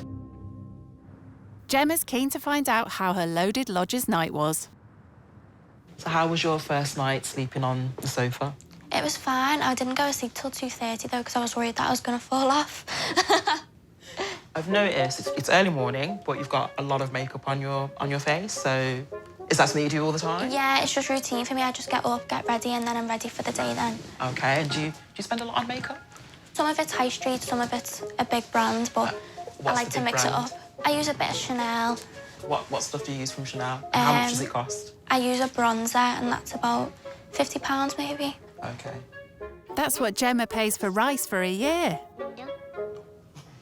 So usually on a Sunday, I like to kind of do some household chores just to make sure the house is kept clean. Do you do any household chores at all? So we have a cleaner that comes once a week, and she does like all the main things because my mum works full time, so does my dad. Okay. So who does the laundry? My mum does it all, really. Okay, so how are you with the washing machine? Have you ever used one before? Not really, no. No. Okay. I'm going to ask you to do a little bit of laundry in our place. Is that okay? Yeah, that's fine. Yeah? All right, let's get to it. Gemma's washing machine is nearly as old as Jess, and she's showing her age.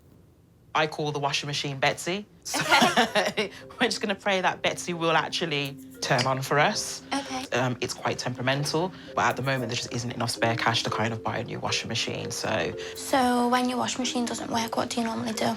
Option one would be to go to a laundrette, but obviously that's more money to spend on that. So then it's a case of I'll take the clothes to the bathroom and I'll wash them by hand. So, yeah. And then press start. Come on. Who knew the laundry could be so nail-biting? She's working. You know the meter by the door? I noticed it's got credit. Do you prepay? I do. Everything in here is metered, so the gas is metered, the electric is metered, and the heating is metered. If you don't put enough money in and it runs out, the electric just switches off. Oh, my God. It cuts you off completely, so you're kind of in darkness. And I'm guessing you guys don't have to pay your electric and stuff up front? I don't think so, no. My mum and dad do all that. Okay, do you ever see how much the bills are? No, I don't have a clue about things like that.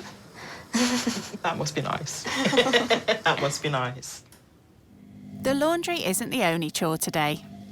There's no dishwasher here. Okay. So I'm going to ask if you can wash the dishes for me. Yeah, of course. Is that okay? Yeah, of course. So you can go and put your feet up. Thank you. It's Thank you. okay. Least I can do.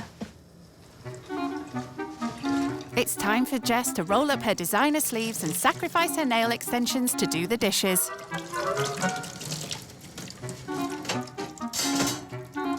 Am I the worst person you've ever seen wash dishes? If the water's metered, that running tap is money down the drain. Okay, I'm done now, Gemma. With the housework done, there's time for them to don their warmest clothes and hit the slopes. The park's very close, which is good for the boy. Yeah. Yes, we live in a block of flats. Yeah. But then we have all this ample space. Look at the snow, look. Has Matthew seen snow before? He's seen it fall, but it's not settled. Yeah. This is new for him. How are your ankles doing? They okay? I feel like my toes are about to fall off. Oh, my God. Her Alexander McQueen trainers might cost £390, but that doesn't mean they're warm. So can you tell me a little bit more about the depth that you're in? One of them was, unfortunately, we had a loss. So we were pregnant with our little baby girl. Oh, I'm so sorry. That's okay. And we lost her at 24 weeks. She was born stillborn. And it was at a time when you had to pay for all the funeral costs. We did have help from family members, but we still had to take on the debt to kind of cover for that cost.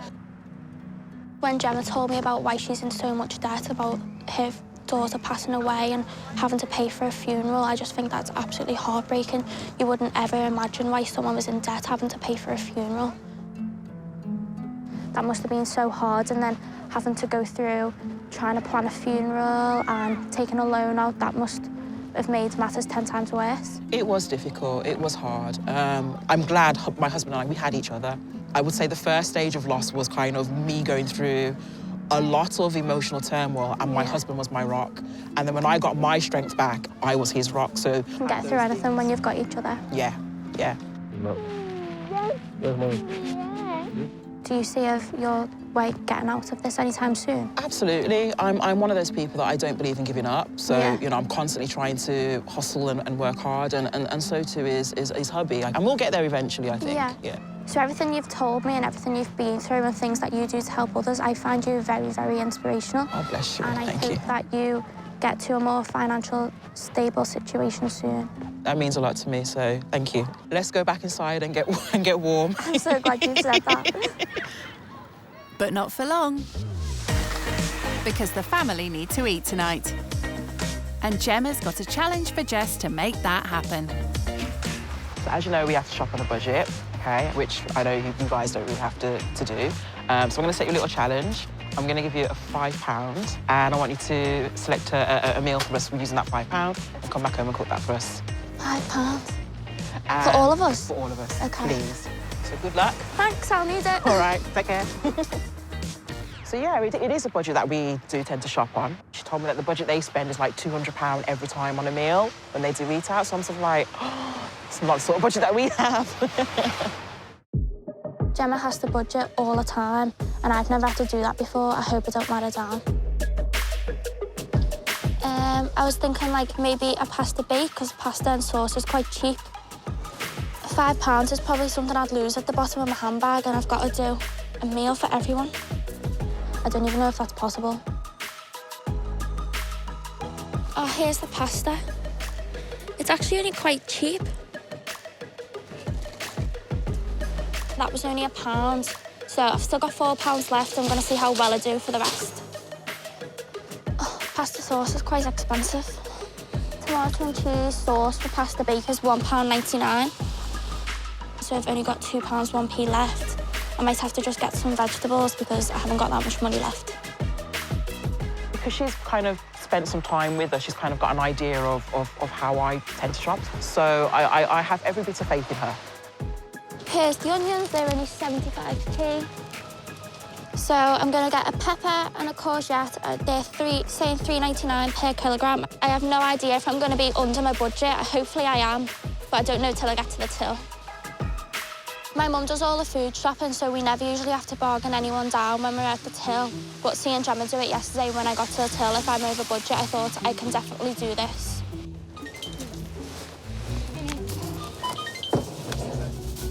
That's $4.99, please. Yeah. A penny under. Thank you. Thank you so much. For a novice shopper, she judged that to perfection. Oh, that's so lucky, you know. I'm so happy that I didn't go over budget. So how did you do? I did well. It came to $4.99. I'm so pleased. So you came under budget? Yeah, by a penny. Good. Every penny counts. It does, that's very true. Yes. It's amazing to me that you can buy a whole meal on just £5.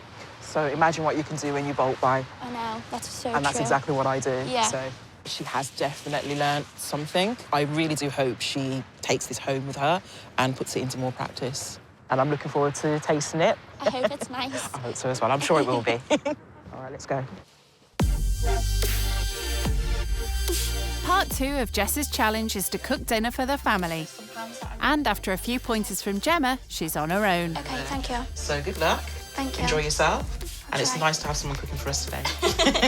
I'm feeling a bit nervous now. I don't want to let you down. No, I don't think you will. Jess bought all she needs to make a heartwarming veggie pasta dish. I'm just going to chop all the vegetables, boil some pasta and then mix the sauce in. Sounds straightforward. No pressure? I don't usually cook for another family, so I'm really feeling the pressure. I'm quite nervous, especially doing this in someone's kitchen. Even the vegetables are looking unfamiliar to her. I feel very out of my comfort zone because I'm in a kitchen that I've never been in before, cooking for people that I've only just met. And the onions aren't making it any easier. Who knew if cutting an onion would be so hard? I've definitely cut an onion before and it wasn't that hard. I'm getting annoyed now. A chef in a pink blazer. It's interesting. I'm trying to think of a time when we've had someone come in and cook for us. It just sounds ridiculous saying it out loud, actually. Yeah, no, it doesn't happen. After her knife nightmare, Jess's cooking has gone like a dream.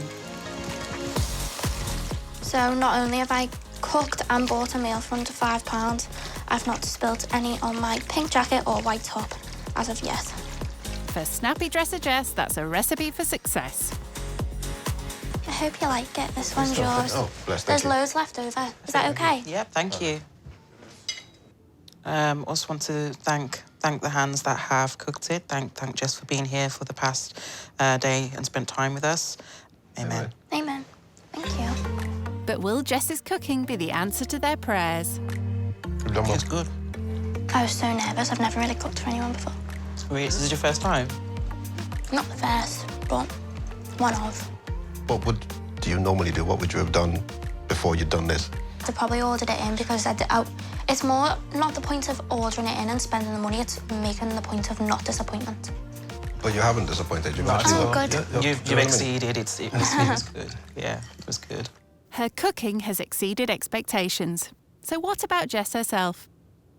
So before you came, we were kind of worried that we would get someone that has not a single clue in just terms of general life on this sort of level. Yeah. He's spoiled and may not want to do certain tasks or do certain things, but you're nothing like that at all.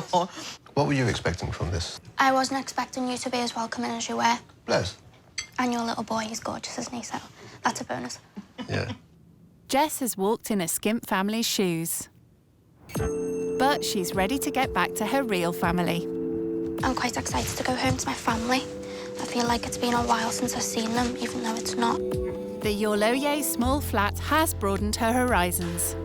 I'm excited to get home to my big house and not be in this tiny flat. But they've been so welcoming. I've actually learned a lot, and it's been completely different to what I ever expected. She had sort of like a preconception that we may not be as welcoming because of the background that she comes from, that we're going to start judging you or think any less of you or worse of you for that matter.